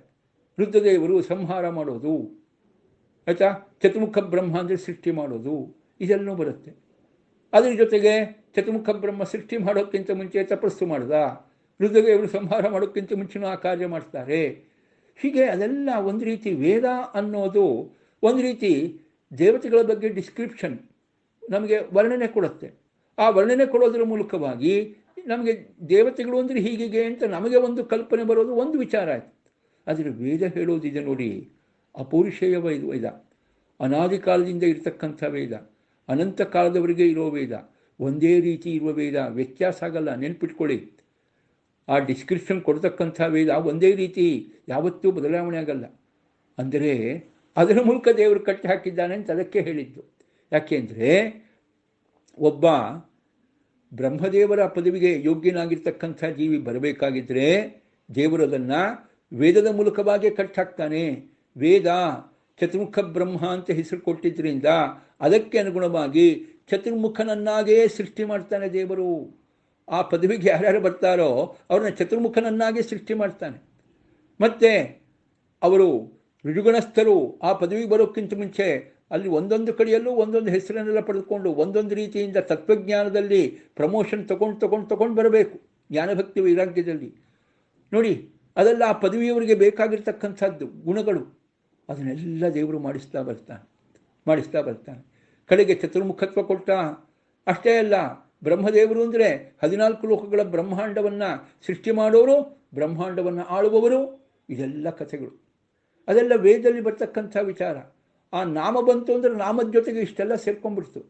ಅದೆಲ್ಲದರಿಂದ ದೇವರು ಏನು ಮಾಡಿಬಿಟ್ಟ, ಅವರನ್ನು ಕಟ್ಟಿ ಹಾಕದ. ನೋಡಿ, ಇದು ಕಟ್ಟಿ ಹಾಕೋದು. ಮುಗುದಾರದಿಂದ ಪಶುಗಳನ್ನು ಕಟ್ಟಿ ಹಾಕೋ ಹಾಗೆ ದೇವರು ಕಟ್ಟಿ ಹಾಕ್ತ. ಆದರೆ ಮುಗುದಾರದಿಂದ ಪಶುಗಳನ್ನು ಕಟ್ಟಿ ಹಾಕೋದು ಪ್ರೀತಿಯಿಂದ. ಹಾಗೆ ಈ ಕರ್ತವ್ಯ ಕರ್ಮಗಳು, ಚತುರ್ಮುಖ ಅಂದರೆ ಅವನ ಕರ್ತವ್ಯ ಕರ್ಮಗಳು, ಚತುರ್ಮುಖ ಅಂದರೆ ಅವನ ಆಕಾರ, ಚತುರ್ಮುಖ ಅಂದರೆ ಅವನ ವೇಷಭೂಷಣ, ಚತುರ್ಮುಖ ಅಂದರೆ ಹೀಗಿರಬೇಕು, ಇದೆಲ್ಲ ವೇದದಲ್ಲಿ ಬರ್ತಕ್ಕಂಥ ವಿಚಾರಗಳು. ಆ ಮೂಲಕವಾಗಿ ಚತುರ್ಮುಖ ನಾಮ ಅಂತ ಬಂದ ಕೂಡಲೇ ನಾಮದ ಜೊತೆಗೆ ಬರುವ ಬೇರೆ ಬೇರೆ ವಿವರಣೆಗಳು, ಅದೆಲ್ಲದರ ಮೂಲಕವಾಗಿ ದೇವರನ್ನು ಕಟ್ಟಿ ಹಾಕಿ ಅವರಿಂದ ಆ ಕರ್ತವ್ಯ ಕ್ರಮಗಳನ್ನೆಲ್ಲ ಮಾಡಿಸ್ಬಿಡ್ತಾನೆ. ಹೀಗೆ ಮೂಗುದಾರ ಹಾಕಿ ಪಶುಗಳನ್ನು ಪಶುಪಾಲಕ ಪ್ರೀತಿಯಿಂದ ಕಟ್ಟಿ ಹಾಕುವ ಹಾಗೆ ದೇವರು ಕೂಡ ಚತುರ್ಮುಖ ಎನ್ನುವ ನಾಮ, ಅದಕ್ಕೆ ಸಂಬಂಧಪಟ್ಟ ಬೇರೆ ಬೇರೆ ವಿವರಣೆಗಳು, ಅದರ ಮೂಲಕವಾಗಿ ಬ್ರಹ್ಮದೇವರನ್ನ, ಚತುರ್ಮುಖ ಬ್ರಹ್ಮದೇವರನ್ನ ಕಟ್ಟಿ ಹಾಕ್ತಾನೆ. ಹಾಗೆ ರುದ್ರ ಅಂತ ಬಂದಾಗ ನೋಡಿ, ನಮಗೆ ಕಥೆ ಬರೋದು ಹೇಗೆ ರುದ್ರದೇವರ ಬಗ್ಗೆ ಅಂದರೆ, ಸೋರೋದಿ ಎದರೋದಿ ತದ್ರುದ್ರಸ್ಯ ರುದ್ರತ್ವಂ ಅಂತ ವೇದನೆ ಹೇಳೋದು. ಯಾರು ಅತ್ತನೋ ಅವನು ರುದ್ರ ಅಂದರು. ಯಾರು ಅತ್ತನೋ ಅವನು ರುದ್ರ. ಸೋರೋದಿ ಎದರೋದಿ ತದ್ರುದ್ರಸ್ಯ ರುದ್ರತ್ವಂ. ಯಾವ ಕಾರಣದಿಂದ ಅವನು ಅತ್ತನೋ ಆದ್ದರಿಂದ ರುದ್ರ ಅಂತ. ನೋಡ್ರಿ, ಅವನು ಸೃಷ್ಟಿಯಾದ ಕೂಡಲೇ ಅತ್ತ ಅಂತ ಅಳಬೇಕ್ರಿ. ಯಾಕೆ ಅಳಬೇಕು ಅಂದರೆ ವೇದ ಹೇಳ್ತಾ ಇದೆ, ನೀನು ಸೃಷ್ಟಿಯಾದ ಕೂಡಲೇ ಅಳಬೇಕು ಅಂತ. ದೇವರು ಅದಕ್ಕೋಸ್ಕರ ಅಳಿಸ್ಬಿಡ್ತಾನೆ ಅವನ ಕೈಲಿ. ದೇವರು ಅದಕ್ಕೋಸ್ಕರ ಅವನ ಕೈಲಿ ಅಳಿಸ್ಬಿಡ್ತಾನೆ. ಯಾವುದಕ್ಕೋಸ್ಕರ ಅಳಿಸ್ತಾನೆ? ಅದರಲ್ಲೂ ನಾಮಾನಿ ಮೇಜೈಹಿ ಸ್ಥಾನಾನಿ ಮೇಜೈಹಿ. ನನಗೆ ಹೆಸರುಗಳನ್ನು ಕೊಡು, ಪೊಸಿಷನ್ ಕೊಡು, ನನಗೆ ಹೆಸರುಗಳನ್ನು ಕೊಡು, ಅದೇ ರೀತಿಯಾಗಿ ಪದವಿಯನ್ನು ಕೊಡು ಅಂತ. ನೋಡ್ರಿ, ಅದಕ್ಕೋಸ್ಕರವಾಗಿ ಅವನನ್ನು ಅಳಿಸ್ತಾನೆ. ದೇವರು ನೋಡಿ ಸೃಷ್ಟಿ ಮಾಡಿ ಅವನನ್ನು ಈ ರೀತಿಯಾಗಿ ಅಳಿಸ್ತಾನೆ. ಆ ಮೂಲಕವಾಗಿ 2 ವಿಚಾರ ತಿಳಿಸಿಕೊಟ್ಟ. ಏನು? ತನಗಿಂತ ಕೆಳಗಿನವರು ರುದ್ರದೇವರು. ಯಾಕೆ? ಸ್ಥಾನನಾಮಕ್ಕೋಸ್ಕರವಾಗಿ ಅಳುವವರು. ನೋಡಿ, ಸ್ಥಾನನಾಮಕ್ಕೋಸ್ಕರವಾಗಿ ಅಳುವವರು. ಬ್ರಹ್ಮದೇವರು ಸೃಷ್ಟಿಯಾದರು, ಸ್ಥಾನನಾಮಕ್ಕೋಸ್ಕರವಾಗಿ ಅಳ್ಳಿಲ್ಲ. ಬ್ರಹ್ಮದೇವರ ಆದ ಮೇಲೆ ಬಂದಿರತಕ್ಕಂಥ ರುದ್ರದೇವರು ಸ್ಥಾನನಾಮಕ್ಕೋಸ್ಕರವಾಗಿ ಅತ್ತರು. ಆ ಮೂಲಕವಾಗಿ ದೇವರು ಏನು ತಿಳಿಸ್ಕೊಟ್ಟ? ನನ್ನ ಮೊಮ್ಮಗಪ್ಪ ಇವನು, ಆಯ್ತಾ, ನನ್ನ ಮಗನಿಗಿಂತಲೂ ಕೂಡ ಆಮೇಲೆ ಬಂದವನು. ಅವರು ಸ್ಥಾನನಾಮಕ್ಕೋಸ್ಕರಗಳಲ್ಲಿ ಇವನು ಅಳ್ತಾ ಇದ್ದಾರೆ. ಅಂದರೆ ರುದ್ರದೇವರ ಯೋಗ್ಯತೆ ಬ್ರಹ್ಮವಾಯುಗಳಿಗಿಂತ ಕಡಿಮೆ ಅನ್ನೋದನ್ನು ಸೂಚನೆ ಮಾಡಿದರು. ಭಗವಂತನಿಗಿಂತಲೂ ತುಂಬ ಕಡಿಮೆ ಅಂತ ಸೂಚನೆ ಮಾಡಿಬಿಟ್ರೆ ಅಲ್ಲಿ. ಯಾಕೆ? ಸ್ಥಾನನಾಮಗೋಸ್ಕರ ಹತ್ತಿದ್ದರಿಂದ. ಆದರೆ ಅದು ಹಾಗೇನೆ, ಆ ಜೀವಿಯ ಯೋಗ್ಯತೆ ಇರೋದೇ ಹಾಗೆ. ಅದಕ್ಕೋಸ್ಕರವಾಗಿ ಹಾಗೆಲ್ಲ ಅವ್ರ ಕೈಯಲ್ಲಿ ಮಾಡಿಸ್ಬೇಕು ದೇವರು. ಹಾಗೆ ಮಾಡಿಸ್ಬಿಟ್ಟ. ಸೋರೋದಿ ತೆದರೋದಿ ತದ್ರುತಂ, ಅಳಿಸ್ಬಿಡ್ತಾನೆ. ಹಾಗೆ ಅಳಿಸಿ ಸ್ಥಾನಗಳನ್ನು ಕೊಡ್ತಾನೆ, ನಾಮಗಳನ್ನು ಕೊಡ್ತಾನೆ. ಅದು ಒಂದು ಚಿಂತನೆ ಆಯ್ತಾ. ಮತ್ತೆ ಇನ್ನೊಂದು ಚಿಂತನೆಯೂ ಇದೆ. ಸ್ಥಾನಾನಿ ಮೇದೇಹಿ ನಾಮಾನಿ ಮೇದೇಹಿ ಅಂತ ಅಳೋ ಹಾಗೆ ಮಾಡಿದ್ದು ಅಂದರೆ ರುದ್ರದೇವರದ್ದು ಇನ್ನೊಂದು ಸ್ಪೆಷಲ್ ಚಿಂತನೆ ಇದೆ. ಏನಪ್ಪ ಅಂದರೆ, ರುದ್ರದೇವರು ಹತ್ರು ಸುಮ್ಮನೆ ಕೂಡ್ಲಿಕ್ಕಾಗಲ್ಲ ರೀ ಅವ್ರ ಕೈಲಿ. ಸೃಷ್ಟಿ ಆದ ಕೂಡಲೇ ಅವ್ರ ಕೈಲಿ ಸುಮ್ಮನೆ ಕೂಡ್ಲಿಕ್ಕಾಗಲೇ ಇಲ್ಲ. ದೇವರೇ ಕೆಲಸ ಕೊಡು ಅಂತ. ನೋಡಿ, ಕೆಲಸ ಕೊಡು ಅಂದರೆ ಹೆಸರಿನ ಜೊತೆಗೆ ಕೆಲಸ ಇರೋದು ಅವರಿಗೆ. ಹೆಸರು ಬಿಟ್ಟು ಕೆಲಸ ಇಲ್ಲ. ಅದಕ್ಕೆ ಹೆಸರು ಕೆಲಸ ಎಲ್ಲ ಒಟ್ಟೊಟ್ಟಿಗೆ ಅವ್ರಿಗೆ ದೇವತೆಗಳಿಗಿರೋದು. ಅದಕ್ಕೆ ಸ್ಥಾನಾನಿ ಮೇದೇಹಿ ನಾಮಾನಿ ಮೇದೇಹಿ. ದೇವರೇ ನನಗೆ ಸುಮ್ಮನೆ ಕೂತ್ಕೊಳ್ಳಿಕ್ಕಾಗಲ್ಲಪ್ಪ, ಬೇಗನೆ ಹೆಸರು ಕೊಡು, ಬೇಗನೆ ನನಗೆ ಸ್ಥಾನಮಾನ ಕೊಡು, ನನ್ನ ಕರ್ತವ್ಯ ಕರ್ಮ ಏನು ಅಂತ ಹೇಳಿಬಿಡು ಅಂತ. ಯಾಕೆ ಅಂದರೆ ಅವರಿಂದ ಅಭಿಮನ್ಯಮಾನವಾದ್ದು ಯಾವುದು? ಮನಸ್ಸು. ನಾವೇ ಮನಸ್ಸಿನ ಬಗ್ಗೆ ಯೋಚನೆ ಮಾಡೋಣ. ನಮ್ಮ ಮನಸ್ಸು ಯಾವತ್ತಾದರೂ ಸುಮ್ಮನೆ ಕೂತ್ಕೊಳ್ಳುತ್ತಾ? ಬೇರೆ ಇಂದ್ರಿಯಗಳು ಸುಮ್ಮನೆ ಕೂತ್ರು ಕೂಡ ಮನಸ್ಸು ಸುಮ್ಮನೆ ಕೂತ್ಕೊಳ್ಳಲ್ಲ. ಆ ರೀತಿ ಮನಸ್ಸು ಸುಮ್ಮನೆ ಕೂತ್ಕೊಳ್ಳೋದೇ ಇರಲಿಕ್ಕೆ ಏನು ಕಾರಣ? ರುದ್ರದೇವರೇ ಅಭಿಮಾನಿಯಾಗಿದ್ದರಿಂದ ಕಾರಣ. ರುದ್ರದೇವರಿಂದ ಅಭಿಮನ್ಯಮಾನವಾದ ಮನಸ್ಸೇ ಸುಮ್ಮನೆ ಕೂತ್ಕೊಳ್ಳಿಕ್ಕಾಗಲ್ಲ. ನಿದ್ರೆ ಮಾಡೋ ಟೈಮ್ ಬಿಟ್ಟರೆ ಬೇರೆ ಎಲ್ಲ ಟೈಮಲ್ಲೂ ಕೂಡ ಮನಸ್ಸಿನ ಕೆಲಸ ಇದ್ದೇ ಇರುತ್ತೆ. ಚೂರು ಹೊತ್ತು ಸುಮ್ಮನೆ ಇರೋದೇ ಇಲ್ಲ ಅದು ಮನಸ್ಸು. ಏನಾದರೂ ಒಂದು ಯೋಚನೆ ಮನಸ್ಸಿಂದ. ಮನಸ್ಸಿಗೆ ವಿಶ್ರಾಂತಿ ಅಂತ ಹೇಳೋದೇ ಭಾಳ ಕಷ್ಟ. ನಾವು ಯಾವಾಗ ನಿದ್ರೆ ಮಾಡ್ತೀವಿ ಆಗ ಮಾತ್ರ ಮನಸ್ಸಿಗೆ ವಿಶ್ರಾಂತಿ. ಎದ್ದು ಕೂಡಲೇ ಪುನಃ ಆಲೋಚನೆ ಶುರುನೇ. ನೋಡಿ, ರುದ್ರದೇವರಿಂದ ಅಭಿಮನ್ಯಮಾನವಾದ ಮನಸ್ಸೇ ಇಷ್ಟೊಂದು ಕ್ರಿಯಾಶೀಲ, ಬಹಳ ಆ್ಯಕ್ಟಿವ್. ಅಂದಮೇಲೆ ರುದ್ರದೇವರು ಎಷ್ಟು ಆ್ಯಕ್ಟಿವ್ ಲೆಕ್ಕ ಹಾಕ್ಕೊಳ್ರಿ. ಅಷ್ಟೊಂದು ಆ್ಯಕ್ಟಿವ್ ಆದ್ದರಿಂದಲೇ ಸೃಷ್ಟಿ ಆದ ಕೂಡಲೇ ಏನು ಮಾಡಿದ್ರು? ಸ್ಥಾನಾನಿ ಮೇದೇಹಿ ಮಾನಾನಿ ಮೇದೇಹಿ, ಸ್ಥಾನಾನಿ ಮೇದೇಹಿ ನಾಮಾನಿ ಮೇದೇಹಿ ಅಂತ ಹೀಗೆ ಕೇಳಲಿಕ್ಕೆ ಶುರು ಮಾಡಿದ್ರು. ನೋಡಿ, ಇದು ಇನ್ನೊಂದು ಮುಖ, ರುದ್ರದೇವರ ಇನ್ನೊಂದು ಮುಖ. ಇದೆಲ್ಲ ವೇದದಲ್ಲಿ ಬಂದಿರತಕ್ಕಂಥ ವಿಚಾರ. ಇದರ ಮೂಲಕವಾಗಿ ದೇವರು ಏನು ಮಾಡಿದ? ಅವರನ್ನು ಕಟ್ಟಿ ಹಾಕಿದ ಭಗವಂತ ಕಟ್ಟಿ ಹಾಕಿದ. ಜೊತೆಗೆ ಇನ್ನೊಂದು ಮುಖನೂ ಇದೆ. ರೋದಯತೀತಿ ರುದ್ರ. ಯಾರು ಅಳಿಸ್ತಾನೋ ಅವನು ರುದ್ರದೇವರು ಅಂದರೆ ಅವನು ಅತ್ತದ್ದು ಮಾತ್ರ ಅಲ್ಲ, ಇನ್ನೊಬ್ಬರನ್ನು ಅಳಿಸ್ಲಿಕ್ಕೂ ತುಂಬ ಚೆನ್ನಾಗಿ ಬರುತ್ತೆ. ಹೇಗೆ ಅಳಿಸ್ತಾನೆಪ್ಪ ಅಂತ. ಹೇಗೆ ಅಳಿಸ್ತಾನೆ ಅಂದರೆ, ಹೌದು, ಮನಸ್ಸೇನಾದರೂ ಕೆಡಿಸ್ತಾ ಅಂದರೆ ನಾವು ಅಳೋ ವಿಚಾರ ರೀ. ಮನಸ್ಸು ಕೆಟ್ಟೋಯ್ತು, ಮನೆಯಲ್ಲಿ ವೈಮನಸ್ಯ ಬಂದುಬಿಡ್ತು, ಏನು ಮಾಡ್ತೀರಿ? ಎಲ್ಲರೂ ಒಂದೊಂದು ಮೂಲೆಯಲ್ಲಿ ಕುತ್ಕೊಂಡ್ಬಿಟ್ರು ಅಂದರೆ ಆಯಿತಾ, ಯಾರಿಗೂ ನೆಮ್ಮದಿ ಇಲ್ಲ. ಜಗಳ ಕದನ ಬಂದುಬಿಡ್ತು ಅಂದರೆ ಮನೆಯಲ್ಲಿ ಮುಗಿದೋಯ್ತು. ವೈಮನಸ್ಯ ಆಯಿತಾ, ಹೊಡೆದಾಟ ಬಡದಾಟ ಎಲ್ಲ ಶುರುನೇ ಆಮೇಲಿಂದ. ರುದ್ರದೇವರೇನಾದರೂ ರಾಂಗ್ ಆಗಿಬಿಟ್ರು ಅಂದರೆ ಬಹಳ ಕಷ್ಟದ ಕೆಲಸ. ರೋದೈತಿ ಚೆನ್ನಾಗೇ ಅಳಿಸ್ಬಿಡ್ತಾರೆ ಹಾಕಿ ಅಲ್ವಾ, ಚೆನ್ನಾಗಿ ಅಳಿಸ್ಬಿಡ್ತಾರೆ. ಅದಕ್ಕೋಸ್ಕರವಾಗಿ ಮನೋನಿಯಾಮಕರಾದ ರುದ್ರದೇವರನ್ನು ಯಾವತ್ತೂ ಕೇಳ್ಕೊತಾ ಇರಬೇಕು. ಸೋಮನಸ್ಯ ಕೊಡು, ಸೌಹಾರ್ದ ಕೊಡು ಅಂತ ಕೇಳ್ಕೊತಾ ಇರಬೇಕು ನಾವು ಯಾವತ್ತೂ ಕೂಡ. ಹಾಗೆ ಅಳಿಸ್ಬಿಡ್ತಾರಪ್ಪ ಆಯಿತಾ. ಮತ್ತು ಎಲ್ಲ ಅಷ್ಟೇ, ನಮ್ಮ ದೇಹಕ್ಕೆ ಬರುವ ಅನಾರೋಗ್ಯ ಅದಕ್ಕೆಲ್ಲ ಮನಸ್ಸಿನ ಅನಾರೋಗ್ಯವೇ ಕಾರಣ. ಮನಸ್ಸು ನೆಮ್ಮದಿಯಿಂದಿತ್ತು ಅಂದರೆ ದೇಹಕ್ಕೆ ಆರೋಗ್ಯ, ಮನಸ್ಸಿಗೆ ನೆಮ್ಮದಿ ಇಲ್ಲ ಅಂದರೆ ದೇಹಕ್ಕೂ ಆರೋಗ್ಯವಿಲ್ಲ. ಸೊ ಮನಸ್ಸಿನ ನೆಮ್ಮದಿ ಬಹಳ ಮುಖ್ಯ. ಎಷ್ಟೋ ಸಂದರ್ಭದಲ್ಲಿ ಎಲ್ಲ ಆರಾಮಾಗಿದ್ದೀರಿ, ಏನೋ ಮನಸ್ಸಿಗೆ ತೊಂದರೆ ಮಾಡ್ಕೊಂಡು ಒದ್ದಾಡ್ತಾ ಇದ್ದೀರಿ ಅಂತಾರೆ. ನೀವು ಮನಸ್ಸನ್ನು ಸರಿಯಾಗಿ ಇಟ್ಕೊಳ್ಳಿ, BP ಶುಗರ್ ಎಲ್ಲ ಆರಾಮಾಗಿರುತ್ತೆ ಅಂತಾರೆ ಡಾಕ್ಟ್ರು ಅಲ್ವಾ. ಹಾಗಾದರೆ ಮನಸ್ಸಿನ ನೆಮ್ಮದಿ ಮುಖ್ಯ. ಮನಸ್ಸಿನ ನೆಮ್ಮದಿ ಕೊಡೋರು ಯಾರು? ಅವರೇ. ಮನೋರೋಗ ಕೊಡೋರು ಯಾರೇ? ಆಮೇಲೆ ಮನೋರೋಗ ಪರಿಹಾರ ಮಾಡೋರು ಯಾರು? ಅದು ಅವರೇನೆ. ಮನಸ್ಸಿಗೆ ನೆಮ್ಮದಿ ಕೊಟ್ಟು ಮನೋರೋಗ ಪರಿಹಾರ ಮಾಡೋರು ಅವರೇ, ನೆಮ್ಮದಿ ಕಸಿದುಕೊಂಡು ಮನೋರೋಗ ಕೊಡೋರು ಅವರೇ. ಅದಕ್ಕೋಸ್ಕರವಾಗೇ ಇನ್ನೊಂದು ಚಿಂತನೆಯೂ ಬಂತು ಅವರ ಬಗ್ಗೆ. ಏನು? ರುಜಂ ದ್ರಾವಯತೆ. ರೋಗವನ್ನು ಪರಿಹಾರ ಮಾಡೋರು ಕೂಡ ರುದ್ರದೇವರು. ರೋಗವನ್ನು ಕೊಡೋರು ರುದ್ರದೇವರು, ರೋಗ ಪರಿಹಾರ ಮಾಡೋರು ರುದ್ರದೇವರು, ಅಳಿಸೋರು ದೇವರು, ಅಳದಂತೆ ಮಾಡುವವರು ಯಾರು? ದೇವರು ಅಂದರೆ ಮುಖ್ಯವಾಗಿ ದೇವರು ಯಾರು? ನಾರಾಯಣ. ಅದಾದಮೇಲಿಂದ ಬ್ರಹ್ಮವಾಯುಗಳು, ಅದಾದಮೇಲಿಂದ ರುದ್ರದೇವರು. ಎಲ್ಲ ಶಬ್ದಗಳನ್ನು ಅಷ್ಟೇ. ಅದಕ್ಕೆ ಆಚಾರ್ಯ ಹೇಳೋ ಸಂದರ್ಭದಲ್ಲಿ ರುಜಂ ದ್ರಾವಯತೆ ಯಸ್ಮಾತ್ ರುದ್ರಸ್ತಸ್ಮಾತ್ ಜನಾರ್ದನ ಅಂತ. ದೇವರಲ್ಲೂ ಕೂಡ ರುದ್ರ ಶಬ್ದವನ್ನು ಆಚಾರ್ಯರು ಪ್ರಯೋಗ ಮಾಡೋ ಸಂದರ್ಭದಲ್ಲಿ, ನಿಷ್ಪತ್ತಿ ಮಾಡಿ ಹೇಳೋ ಸಂದರ್ಭದಲ್ಲಿ ಈ ಮಾತನ್ನು ಹೇಳ್ತಾರೆ. ರೋಗವನ್ನು ಪರಿಹಾರ ಮಾಡೋನು ಮುಖ್ಯವಾಗಿ ದೇವರು ಅಂತ. ಸಕಲ ರೋಗ ಪರಿಹಾರಕ. ದೊಡ್ಡ ರೋಗ ಅಂದರೆ ಸಂಸಾರನೇ ದೊಡ್ಡ ರೋಗ. ಸಂಸಾರವೆಂಬ ದೊಡ್ಡ ರೋಗವನ್ನು ಮುಖ್ಯವಾಗಿ ಪರಿಹಾರ ಮಾಡೋನು ದೇವರೇ. ಅದಾದಮೇಲಿಂದ ಬ್ರಹ್ಮವಾಯುಗಳು, ಅದಾದಮೇಲಿಂದ ರುದ್ರದೇವರು. ಹೀಗಾಗಿ ರುದ್ರದೇವರು ಕೂಡ ರೋಗ ಪರಿಹಾರ ಮಾಡೋರು. ಮಾನಸಿಕ ನೆಮ್ಮದಿಯನ್ನು ಕಸಿದುಕೊಂಡು ರೋಗ ಕೊಡೋರು, ಮಾನಸಿಕ ನೆಮ್ಮದಿಯನ್ನು ಕೊಟ್ಟು ರೋಗ ಪರಿಹಾರ ಮಾಡೋರು. ಆಯಿತಾ? ಮತ್ತು ಅಹಂ ಅಹಂ ಅಂತ ಅಭಿಮಾನವನ್ನು ಕೊಟ್ಟು ನನ್ನದು ಎಂಬತಕ್ಕಂಥ ಅಹಂಕಾರ ಮಮಕಾರ, ನಾನು ಎಂಬತಕ್ಕಂಥ ಅಹಂಕಾರ ಮಮಕಾರ ಕೊಡೋರು ರುದ್ರದೇವರೇ. ಆ ಮೂಲಕವಾಗಿ ನಮ್ಮನ್ನು ಸಂಸಾರದಲ್ಲಿ ಕಟ್ಟಾಕೋರು ಅವರೇ. ಅಹಂಕಾರ ಮಮಕಾರವನ್ನು ದೂರ ಮಾಡಿ ಸಂಸಾರದಿಂದ ಬಿಡುಗಡೆ ಮಾಡೋರು ಅವರೇ ರುದ್ರದೇವರು. ನೋಡಿ, ಇಷ್ಟೆಲ್ಲ ಕೆಲಸ ಅದು ರುದ್ರದೇವರ ಹೆಸರಿನಲ್ಲೇ ಸೇರಿಕೊಂಡಿರೋ ಕೆಲಸ. ಅದನ್ನೆಲ್ಲ ಮಾಡ್ತಾರೆ. ಮನೆಯೇವ ಮನುಷ್ಯಾಣಾಂ ಕಾರಣಂ ಬಂಧ ಮೋಕ್ಷಯೋಹೋ ಅಂತ ಇನ್ನೊಂದು ಕಡೆಯಲ್ಲಿ ಹೇಳ್ತಕ್ಕಂಥ ಮಾತು, ಕಪಿಲಗೀತೆಯಲ್ಲಿ ಕಾಪಿಲೇಯದಲ್ಲಿ ಹೇಳ್ತಕ್ಕಂಥ ಮಾತು. ಅದರಿಂದಾಗಿ ಹೀಗೆಲ್ಲ ಕಟ್ಟಾಕ್ತಾರಪ್ಪ, ಹೀಗೆಲ್ಲ ಕಟ್ಟಾಕ್ತಾರೆ. ನೋಡಿ, ಆ ಒಂದು ನಾಮದ ಮೂಲಕವಾಗಿ ದೇವರು ಏನು ಮಾಡಿಬಿಟ್ಟಿದ್ದಾನೆ, ರುದ್ರದೇವರನ್ನು ಕಟ್ಟಾಕ್ಬಿಟ್ಟಿದ್ದಾನೆ. ಅದಕ್ಕೋಸ್ಕರ ರುದ್ರದೇವರು ಇಷ್ಟೆಲ್ಲ ಕರ್ತವ್ಯ ಕರ್ಮಗಳನ್ನು ಮಾಡ್ತಾರೆ. ಹೀಗೆ ವಿಧಿ ನಿಷೇಧಗಳೆಲ್ಲ ಅವರ ನಾಮದಲ್ಲೇ ಸೇರ್ಕೊಂಡ್ಬಿಟ್ಟಿದೆ, ನಾಮದಲ್ಲೇ ಸೇರ್ಕೊಂಡ್ಬಿಟ್ಟಿದೆ.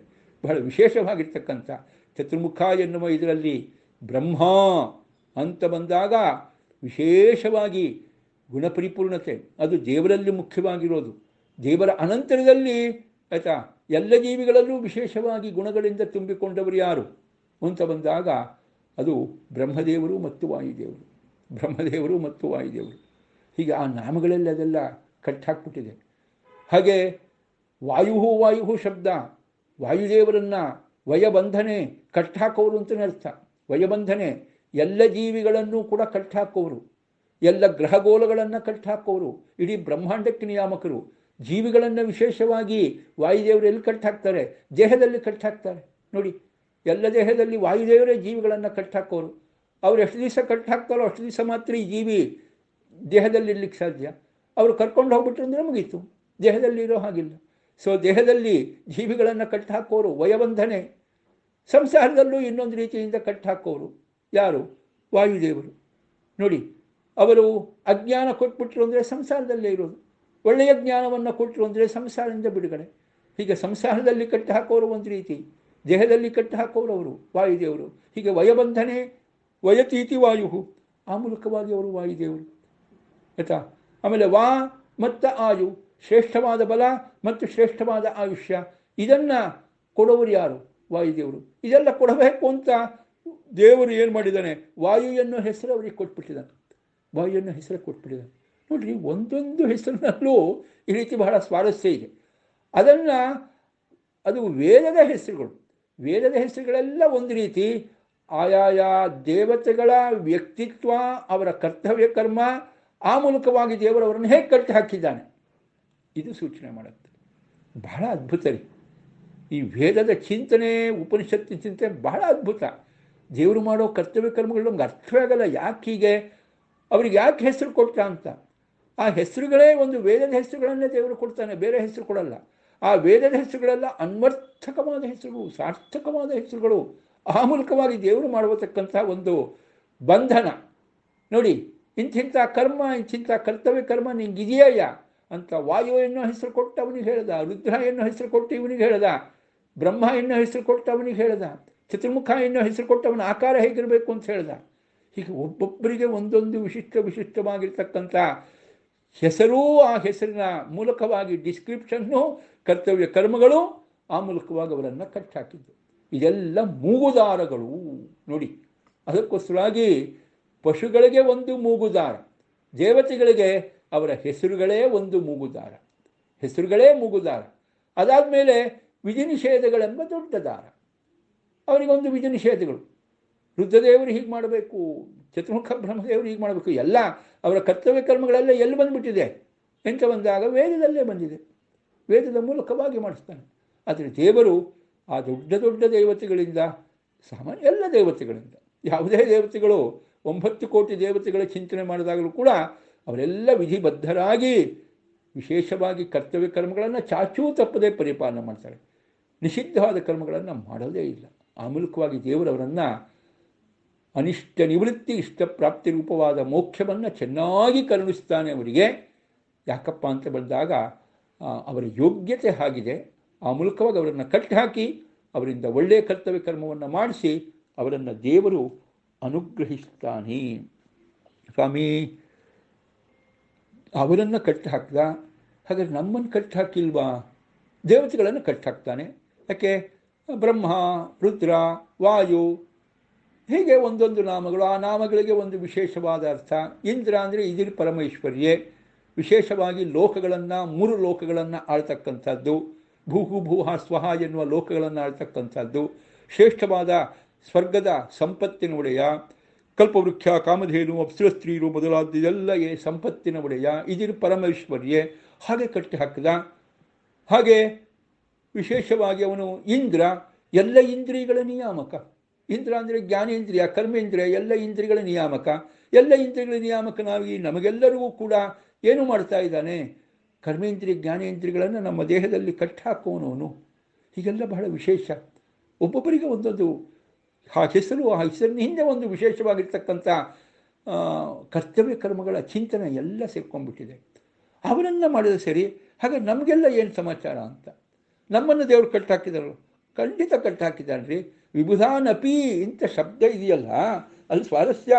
ದೇವತೆಗಳನ್ನೂ ಕೂಡ ಅಷ್ಟೇ ಅಲ್ಲ, ದೇವತೆಗಳನ್ನೂ ನಮ್ಮಂಥ ಜನರನ್ನೂ ಕೂಡ ಅದು ಇಟ್ಕೋಬೇಕು. ನಮ್ಮಂಥ ದೇವತೆಗಳನ್ನೇ ಕಟ್ಟು ಹಾಕಿದ ಮೇಲಿಂದ ನಮ್ಮನ್ನು ಕಟ್ಟು ಹಾಕೋದಿಲ್ವಾ? ನಮ್ಮನ್ನು ಕಟ್ಟು ಹಾಕಿದ್ದಾನೆ. ಅಲ್ಲ ಸ್ವಾಮಿ, ನಮ್ಮ ಹೆಸರುಗಳೆಲ್ಲ ಏನು ಬಂದೇ ಇಲ್ವಲ್ಲ ವೇದದಲ್ಲಿ? ಇದು ವಿಚಾರ ಇಲ್ಲ. ನಾವೆಲ್ಲ ಹೆಸರು ಇಟ್ಕೋತೇವೆ, ಇಟ್ಕೋದಿಲ್ಲ ಅಂತಲ್ಲ. ಅದು ನಮ್ಮ ಅಪ್ಪ ಅಮ್ಮ ಇಟ್ಟಿರ್ತಕ್ಕಂಥ ಹೆಸರು. ಆ ಹೆಸರಿನ ಸಾರ್ಥಕತೆ ಎಷ್ಟು ಬರುತ್ತೆ ಅಂತ ಗೊತ್ತಿಲ್ಲ. ದೇವತೆಗಳ ಹೆಸರು ಸಾರ್ಥಕವಾದ ಹೆಸರು. ಹೌದು. ಯಾಕೆಂದರೆ ಅವರು ದೊಡ್ಡವರು, ವೇದ ಪ್ರತಿಪಾದ್ಯ ದೇವತೆಗಳು ಒಂದು ರೀತಿಯಿಂದ. ಮುಖ್ಯವಾಗಿ ಸಕಲ ನಾಮಗಳಿಂದ ದೇವರೇ ಪ್ರತಿಪಾದ್ಯ, ವೇದಗಳಿಂದ ಪರಮುಖ್ಯ ವೃತ್ತಿಯಿಂದ ದೇವರೊಬ್ಬನೇ ಪ್ರತಿಪಾದ್ಯ, ಅಮುಖ್ಯ ವೃತ್ತಿಯಿಂದ ದೇವತೆಗಳು ಪ್ರತಿಪಾದ್ಯ. ಆ ಅರ್ಥದಲ್ಲಿ ಆ ಅಮುಖ್ಯವಾದ ನಾಮಗಳಿಂದ ಅವರನ್ನು ದೇವರು ಕಟ್ಟಾಕಿದ್ದಾನೆ. ನಾವು ಯಾರು ವೇದ ಪ್ರತಿಪಾದ್ಯ ಅಲ್ಲ ಸ್ವಾಮಿ. ಅಲ್ಲ, ನಮಗೆ ಹೆಸರುಗಳಿದೆ, ಇರಬಾರ್ದು ಅಂತಲ್ಲ. ಅದು ದೇವತೆಗಳ ಹೆಸರು, ದೇವರ ಹೆಸರು ಎಲ್ಲ ನಾವು ಇಟ್ಕೋತೇವೆ ಅಂದ್ರೇನು? ಇಟ್ಟಿದ್ದಾರೆ. ಅಥವಾ ನಾವೇನೋ ಬದಲಾವಣೆ ಮಾಡ್ಕೋತೇವೆ, ನಮ್ಗೆ ಬೇಡ ಅಂದರೂ ಮಾಡ್ಕೋಬೋದು, ಅದೆಲ್ಲ ಸರಿ. ಆದರೆ ನಾವ್ಯಾರು ವೇದ ಪ್ರತಿಪಾದ್ಯರಲ್ಲ. ಅದರಿಂದ ಆ ಹೆಸರಿನಿಂದ ದೇವರು ನಮ್ಮನ್ನು ಕಟ್ಟು ಹಾಕ್ದ ಅಂತ ಹೇಳೋ ವಿಚಾರವಿಲ್ಲ. ಯಾಕೆಂದರೆ ಆ ಹೆಸರಿನ ಸಾರ್ಥಕತೆ ನಮ್ಮಲ್ಲಿಲ್ಲ, ಅದು ನಮ್ಮ ಅನುಭವಿಸಿದ್ದ. ಏನೇ ನಾವು ಹೆಸರು ಪಡ್ಕೊಂಡ್ರೂ ಹೆಸರಿನ ಸಾರ್ಥಕತೆ ತುಂಬ ಅಪರೂಪ. ಅನ್ವರ್ಥಕತೆ ಅನ್ನೋದು ಇಲ್ಲ. ನಾವು ಹೆಸರಿಟ್ಕೊಳ್ಳೋದು ವಿಚಾರ ಇಷ್ಟೇ. ಯಾರು ಆ ಪೂರ್ವಜರಿದ್ದಾರೋ, ಆ ಹೆಸರಿನ ಸಾರ್ಥಕತೆ ಪಡ್ಕೊಂಡಿದ್ದಾರೋ ಅವರಂತೆ ನಮಗೂ ಒಂದಿಷ್ಟು ಅನುಗ್ರಹ ಆಗಲಿ, ಆದಷ್ಟು ಸಾರ್ಥಕತೆ ಬರಲಿ ಅಂತ ಹೇಳಿ ಋಷಿಮುನಿಗಳ ಹೆಸರನ್ನು ಇಟ್ಕೊಳ್ತೇವೆ. ಅದು ದೇವರ ಹೆಸರೇ ಅಫ್ಕೋರ್ಸ್. ಯಾವುದೇ ಹೆಸರಿಟ್ಕೊಂಡ್ರು ಅದೊಂದು ರೀತಿ ಆ ಋಷಿಮುನಿಗಳಂತೆ ಇವನು ಒಳ್ಳೆಯವನಾಗಲಿ, ಜ್ಞಾನಿಯಾಗಲಿ ಅನ್ನೋ ವಿಚಾರ. ದೇವರ ಹೆಸರಿಟ್ಕೊಂಡಾಗ ಆ ದೇವರ ಹೆಸರಿನಲ್ಲಿ ಆ ಒಂದು ಅರ್ಥವಿದೆಯೋ, ಅರ್ಥ ಅಲ್ಪ ಸ್ವಲ್ಪನಾದರೂ ಬರಲಿ ಅಂತ ಹೇಳಿ ನಾವು ಇಟ್ಕೊಳ್ತಕ್ಕಂಥದ್ದು. ಅದಕ್ಕೆ ಅನ್ವರ್ಥಕತೆ, ಸಾರ್ಥಕತೆ ನಮ್ಮಲ್ಲಿ ಕಡಿಮೆ. ಯಾಕೆ? ನಮ್ಮ ಯೋಗ್ಯತೆಯೇ ಕಡಿಮೆ. ಆದರೂ ದೇವರು ನಮ್ಮನ್ನು ಕೂಡ ಇನ್ನೊಂದು ರೀತಿಯಿಂದ ಕಾಮನ್ ನೇಮ್ ಕೊಟ್ಟು ಕಟ್ಟಿ ಹಾಕಿದ್ದಾನೆ. ಒಂದು ಸಾಧಾರಣವಾದ ನೇಮ್ ಇದೆ ಅಂತ. ಯಾವುದು ಸಾಧಾರಣವಾದ ನೇಮು? ಅದೇ ವರ್ಣಗಳ ಒಂದು ಹೆಸರು. ಯಾವುದು? ಬ್ರಾಹ್ಮಣ, ಕ್ಷತ್ರಿಯ, ವೈಶ್ಯ, ಶೂದ್ರ ಎನ್ನುವ ನಾಮಗಳು. ಇದು ಕಾಮನ್ಯ. ಆಮೇಲಿಂದ ಬ್ರಹ್ಮಚಾರಿ, ಗೃಹಸ್ಥ, ವಾನಪ್ರಸ್ಥ, ಸನ್ಯಾಸಿ, ಇದೆಲ್ಲ ಕಾಮನ್ಯ. ಇದರಿಂದ ನಮ್ಮನ್ನು ಕಟ್ಟಾಕಿದ್ದಾನೆ. ನಮಗೂ ಇಂತಹ ಕರ್ತವ್ಯ ಕರ್ಮಗಳು ಇರಬೇಕು. ಇಂತಹ ಕರ್ತವ್ಯ ಕರ್ಮಗಳು ಯಾವುದು? ಕರ್ತವ್ಯ ಕರ್ಮಗಳು ಇಂಥದ್ದು, ನಿಷಿದ್ಧ ಕರ್ಮಗಳು ಇಂಥದ್ದು. ಇದು ಮಾಡಬೇಕು, ಇದು ಮಾಡಬಾರ್ದು. ಹೌದು. ಈಗ ಯಾವುದೇ ಆಗಲಿ, ದೇವತೆಗಳಿಗೆಲ್ಲ ಒಂದು ವಿಶೇಷವಾದ್ದು ನಾಮ ಕೊಟ್ಟ, ಕರ್ತವ್ಯ ಕರ್ಮಗಳು ಕೊಟ್ಟ, ಆ್ಯಕ್ಟಿವಿಟೀಸ್ ಕೊಟ್ಟ, ಆ ನಾಮದಲ್ಲೇ ಎಲ್ಲ ಸೇರಿಕೊಳ್ತು. ಅದೆಲ್ಲ ವೇದದಲ್ಲೇ ಬಂದಿರೋ ವಿಚಾರ ಆಗೋಯ್ತು. ಮತ್ತು ನಮ್ಗೆ ಏನು ಇಲ್ವೇ ಇಲ್ಲಪ್ಪ, ನಮಗೆಲ್ಲ ಏನು ಅಂತ, ನಮಗೆಲ್ಲ ಕರ್ತವ್ಯ ಕರ್ಮವೇನು? ಹೌದು, ನಮಗೂ ಕರ್ತವ್ಯ ಕರ್ಮ ವೇದಗಳಿದೆ. ಅಲ್ಲಪ್ಪ, ಪ್ರತ್ಯೇಕ ಹೇಳೇ ಇಲ್ವಲ್ಲ ಒಂದೊಂದು ಹೆಸರಿಗೆ ಅಂತ. ಹೌದು, ಪ್ರತ್ಯೇಕ ಹೇಳಿಲ್ಲ. ಆದರೂ ಬ್ರಾಹ್ಮಣ, ಕ್ಷತ್ರಿಯ, ವೈಶ್ಯ, ಶೂದ್ರ ಎಂಬುದಾಗಿ ವರ್ಣಗಳ ಹೆಸರನ್ನು ಹೇಳಿ, ಆಮೇಲೆ ಬ್ರಹ್ಮಚಾರಿ, ಗೃಹಸ್ಥ, ವಾನಪ್ರಸ್ಥ, ಸನ್ಯಾಸಿ ಅಂತ ಹೇಳಿ ಆಶ್ರಮಗಳ ಹೆಸರು ಹೇಳಿ ಕರ್ತವ್ಯ ಕರ್ಮಗಳನ್ನು ಹೇಳಿಬಿಟ್ಟಿದ್ದಾರೆ. ಅದರ ಮೂಲಕವಾಗಿ ನಮ್ಮನ್ನೂ ಕಟ್ಟಿ ಹಾಕಿದೆ. ವಿಬುಧಾನ್ ಅಪಿ, ವಿಬುಧಾನ್ ವಿಶೇಷವಾದ ಜ್ಞಾನವನ್ನು ಹೊಂದಿರತಕ್ಕಂಥ ದೇವತೆಗಳನ್ನು, ಅಪಿ ಜ್ಞಾನವನ್ನು ಹೊಂದದೇ ಇರತಕ್ಕಂಥವ್ರನ್ನು, ಅಲ್ಪಜ್ಞಾನಿಗಳಾಗಿರ್ತಕ್ಕಂಥವರನ್ನೂ ಕೂಡ ಏನು ಮಾಡಿದ್ದಾನೆ? ಗಿರಾ ಪರಿವಯಸೆ, ಮಾತಿನಿಂದಲೇ ಕಟ್ಟಿ ಹಾಕಿದ್ದಾನೆ. ವೇದದಲ್ಲಿ ಬರುವ ಮಾತುಗಳು ಯಾವುದು? ವರ್ಣಗಳ ಒಂದು ಹೆಸರುಗಳು, ಆಶ್ರಮಗಳ ಹೆಸರುಗಳು. ಆ ಮೂಲಕವಾಗಿ ಪ್ರತಿಯೊಂದು ವರ್ಣಕ್ಕೆ ಏನೇನು ವಿಧಿ ನಿಷೇಧ, ಪ್ರತಿಯೊಂದು ಆಶ್ರಮಕ್ಕೆ ಏನೇನು ವಿಧಿ ನಿಷೇಧ, ಅದರ ಮೂಲಕವಾಗಿ ನಮ್ಮನ್ನು ಕಟ್ಟಾಕಿದ್ದಾನೆ. ವಿಶೇಷವಾಗಿ ಅದರ ಚಿಂತನೆ ವೇದಗಳಲ್ಲೂ ಬರುತ್ತೆ, ವೇದಾನುಸಾರಿಯಾಗಿರ್ತಕ್ಕಂಥ ಸ್ಮೃತಿಗಳಲ್ಲಿ ವಿಶೇಷವಾಗಿ ಬರುತ್ತೆ. ಯಾಕೆಂದರೆ ವೇದವನ್ನು ಓದಿ ಎಲ್ಲರೂ ಅರ್ಥ ಮಾಡ್ಕೊಳ್ಳಿಕ್ಕಾಗೋದಿಲ್ಲ ಅಂಥೇಳಿ ಮುಂದೆ ವೇದಾನುಸಾರಿಯಾಗಿರ್ತಕ್ಕಂಥ ಸ್ಮೃತಿಗಳಲ್ಲಿ ಆ ವರ್ಣಗಳ ಕರ್ತವ್ಯ ಅಕರ್ತವ್ಯಗಳು, ಆಮೇಲೆ ಆಶ್ರಮಗಳ ಕರ್ತವ್ಯ ಅಕರ್ತವ್ಯಗಳು, ಇದೆಲ್ಲದರ ಬಹಳ ವಿಸ್ತಾರವಾಗಿರ್ತಕ್ಕಂಥ ಚಿಂತನೆಯನ್ನು ವೇದಾನುಸಾರಿ ಸ್ಮೃತಿಗಳಲ್ಲಿ ನೋಡ್ತೇವೆ. ಆ ಮೂಲಕವಾಗಿ ದೇವರು ನಮ್ಮನ್ನು ಕೂಡ ಕಟ್ಟಿ ಹಾಕಿದ್ದಾನೆ. ಎಲ್ಲ ಮುಗುದಾರ ಸ್ವಾಮಿ, ಎಲ್ಲ ಮುಗುದಾರ. ಬ್ರಾಹ್ಮಣ ಹೀಗೆ ಬದುಕಬೇಕು, ಕ್ಷತ್ರಿಯ ಹೀಗೆ ಬದುಕಬೇಕು, ಬ್ರಾಹ್ಮಣ ಹೀಗೆ ಮಾಡಬೇಕು, ಕ್ಷತ್ರಿಯ ಹೀಗೆ ಮಾಡಬಾರದು ಅಂತ ಪ್ರೀತಿಯಿಂದ ನಾಮನಿರ್ದೇಶಪೂರ್ವಕವಾಗಿ ವಿಧಿ ನಿಷೇಧಗಳನ್ನು ಮಾಡಿ ಆ ವಿಧಿ ನಿಷೇಧಗಳನ್ನು ಅತಿಕ್ರಮಿಸಿದಂತೆ ಎಲ್ಲರನ್ನೂ ಬಂಧನದಲ್ಲಿ ಇಟ್ಟಿದ್ದಾನೆ ದೇವರು. ಎಲ್ಲರನ್ನೂ ಬಂಧನದಲ್ಲಿ ಇಟ್ಟಿದ್ದಾನೆ ದೇವರು. ಅದರಿಂದ ವಿಧಿ ನಿಷೇಧಗಳೇ ಎತ್ತನ್ನು ಪಶುಗಳನ್ನು ಕಟ್ಟುವ ಹಗ್ಗಗಳು, ನಾಮಗಳೇ ಬ್ರಹ್ಮರುದ್ರಾದಿ ನಾಮಗಳು, ಬ್ರಾಹ್ಮಣ ಕ್ಷತ್ರಿಯಾದಿ ನಾಮಗಳು, ಬ್ರಹ್ಮಚಾರಿ ಗೃಹಸ್ಥ ಮೊದಲಾದ ನಾಮಗಳೇ ಮೂಗುದಾರಗಳು.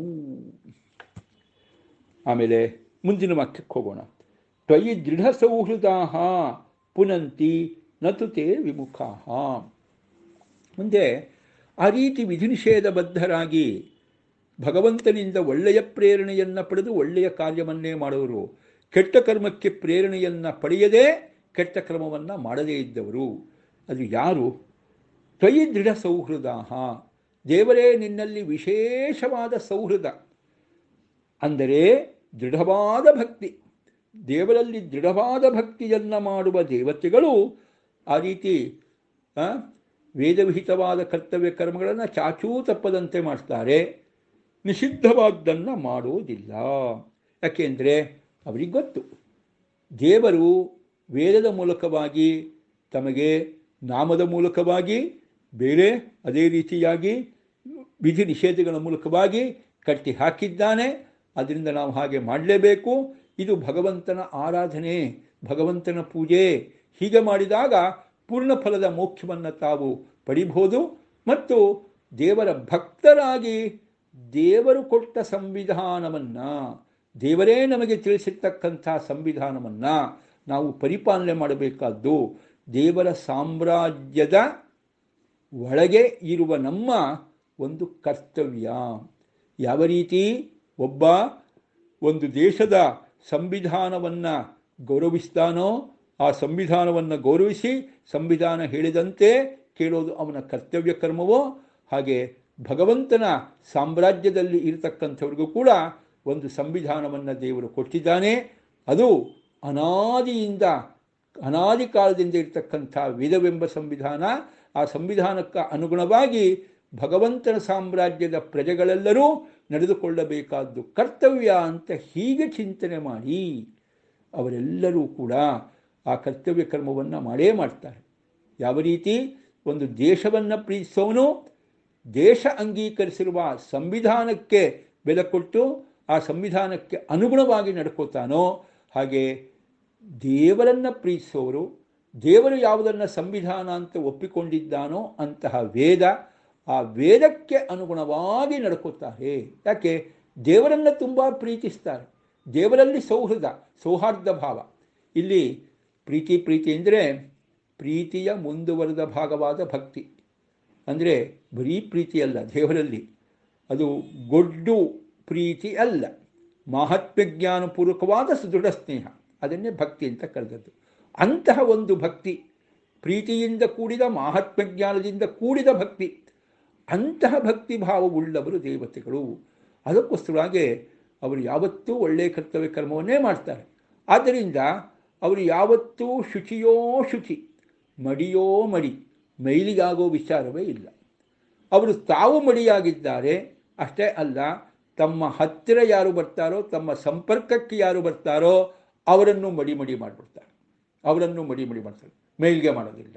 ತಮ್ಮ ಸಂಪರ್ಕಕ್ಕೆ ಬರೋವರನ್ನು ಕೂಡ ಅವರು ಶುದ್ಧರನ್ನಾಗಿ ಮಾಡಿಬಿಡ್ತಾರೆ, ಶುಚಿಯನ್ನಾಗಿ ಮಾಡಿಬಿಡ್ತಾರೆ, ಮೈಲಿಗೆಯನ್ನಾಗಿ ಮಾಡೋದಿಲ್ಲ.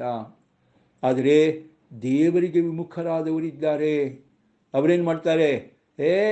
ದೇವರು ಹೇಳಿದ ಮಾತು ನಾವ್ಯಾಕೆ ಕೇಳಬೇಕು ಅಂತಾರೆ. ದೇವರು ಹೇಳಿದ ಮಾತು ನಾವ್ಯಾಕೆ ಕೇಳಬೇಕು? ಅವರಿಗೆ ದೇವರೂ ಬೇಡ, ದೇವರು ಯಾವುದನ್ನು ಸಂವಿಧಾನ ಅಂತ ಹೇಳಿದ್ದಾನೋ ಅದು ಅವರಿಗೆ ಬೇಡ.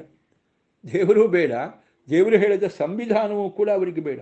ಆದ್ದರಿಂದಾಗಿ ದೇವರು ಬೇಡ, ದೇವರು ಯಾವುದನ್ನು ಸಂವಿಧಾನ ಅಂತ ವೇದ ಅಂತ ಹೇಳಿದಾನೋ ಆ ದೇವರು ಒಪ್ಪಿಕೊಂಡ ಸಂವಿಧಾನ ವೇದ ಅದು ಬೇಡ.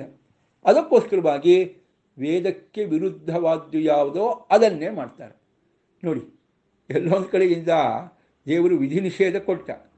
ವಿಧಿಯನ್ನೇ ಮಾಡ್ತಕ್ಕಂಥವರು ದೇವತೆಗಳು, ನಿಷೇಧವನ್ನೇ ಮಾಡ್ತಕ್ಕಂಥವ್ರು ಯಾರು? ದೈತ್ಯರು. ಯಾಕೆಂದರೆ ಅದವರ ಯೋಗ್ಯತೆ ಹಾಗೇನೆ. ಅವರು ದೇವರಿಗೆ ವಿಮುಖ, ದೇವರನ್ನು ಒಪ್ಪದೇ ಇದ್ದವರು. ಒಬ್ಬ ವ್ಯಕ್ತಿಯನ್ನು ನಾವು ಒಪ್ಪಿಕೊಳ್ಳದೇ ಇದ್ದಾಗ ಆ ವ್ಯಕ್ತಿಗೆ ಒಪ್ಪಿತವಾದ ವಿಚಾರ ಅದು ಬೇಡ. ಒಬ್ಬ ವ್ಯಕ್ತಿಯನ್ನು ನಾವು ಪ್ರೀತಿಸಿದರೆ ಅವನು ಹೇಳೋ ಮಾತನ್ನು ಕೇಳ್ತೇವೆ. ಆ ವ್ಯಕ್ತಿಯನ್ನೇ ಇಷ್ಟಪಡದೇ ಇದ್ದರೆ, ವ್ಯಕ್ತಿಯನ್ನೇ ದ್ವೇಷ ಮಾಡಲಿಕ್ಕೆ ಶುರು ಮಾಡಿದರೆ ಆ ವ್ಯಕ್ತಿ ಹೇಳಿದ ಉಪದೇಶವನ್ನು ನಾವು ಕೇಳಲಾರೆವು. ಅದೇ ರೀತಿ ದೈತ್ಯರು ದೇವರನ್ನು ದ್ವೇಷ ಮಾಡೋದ್ರಿಂದ ದೇವರು ಯಾವುದನ್ನು ಸಂವಿಧಾನ ಅಂತ ಹೇಳಿ ಒಪ್ಪಿಕೊಂಡು ವೇದವನ್ನು ನಮಗೆ ಕೊಟ್ಟಿದ್ದಾನೋ ಆ ಸಂವಿಧಾನ ವೇದ ಅದರ ಉಪದೇಶಗಳನ್ನು ಇವರು ಆಚರಿಸೋದಿಲ್ಲ. ದೇವರನ್ನು ದ್ವೇಷ ಮಾಡಿದ ಮೇಲೆ ದೇವರು ಹೇಳಿರ್ತಕ್ಕಂಥ ಸಂವಿಧಾನದ ಮಾತುಗಳು ಅವ್ರಿಗೆ ಬೇಕಾಗಿಲ್ಲ.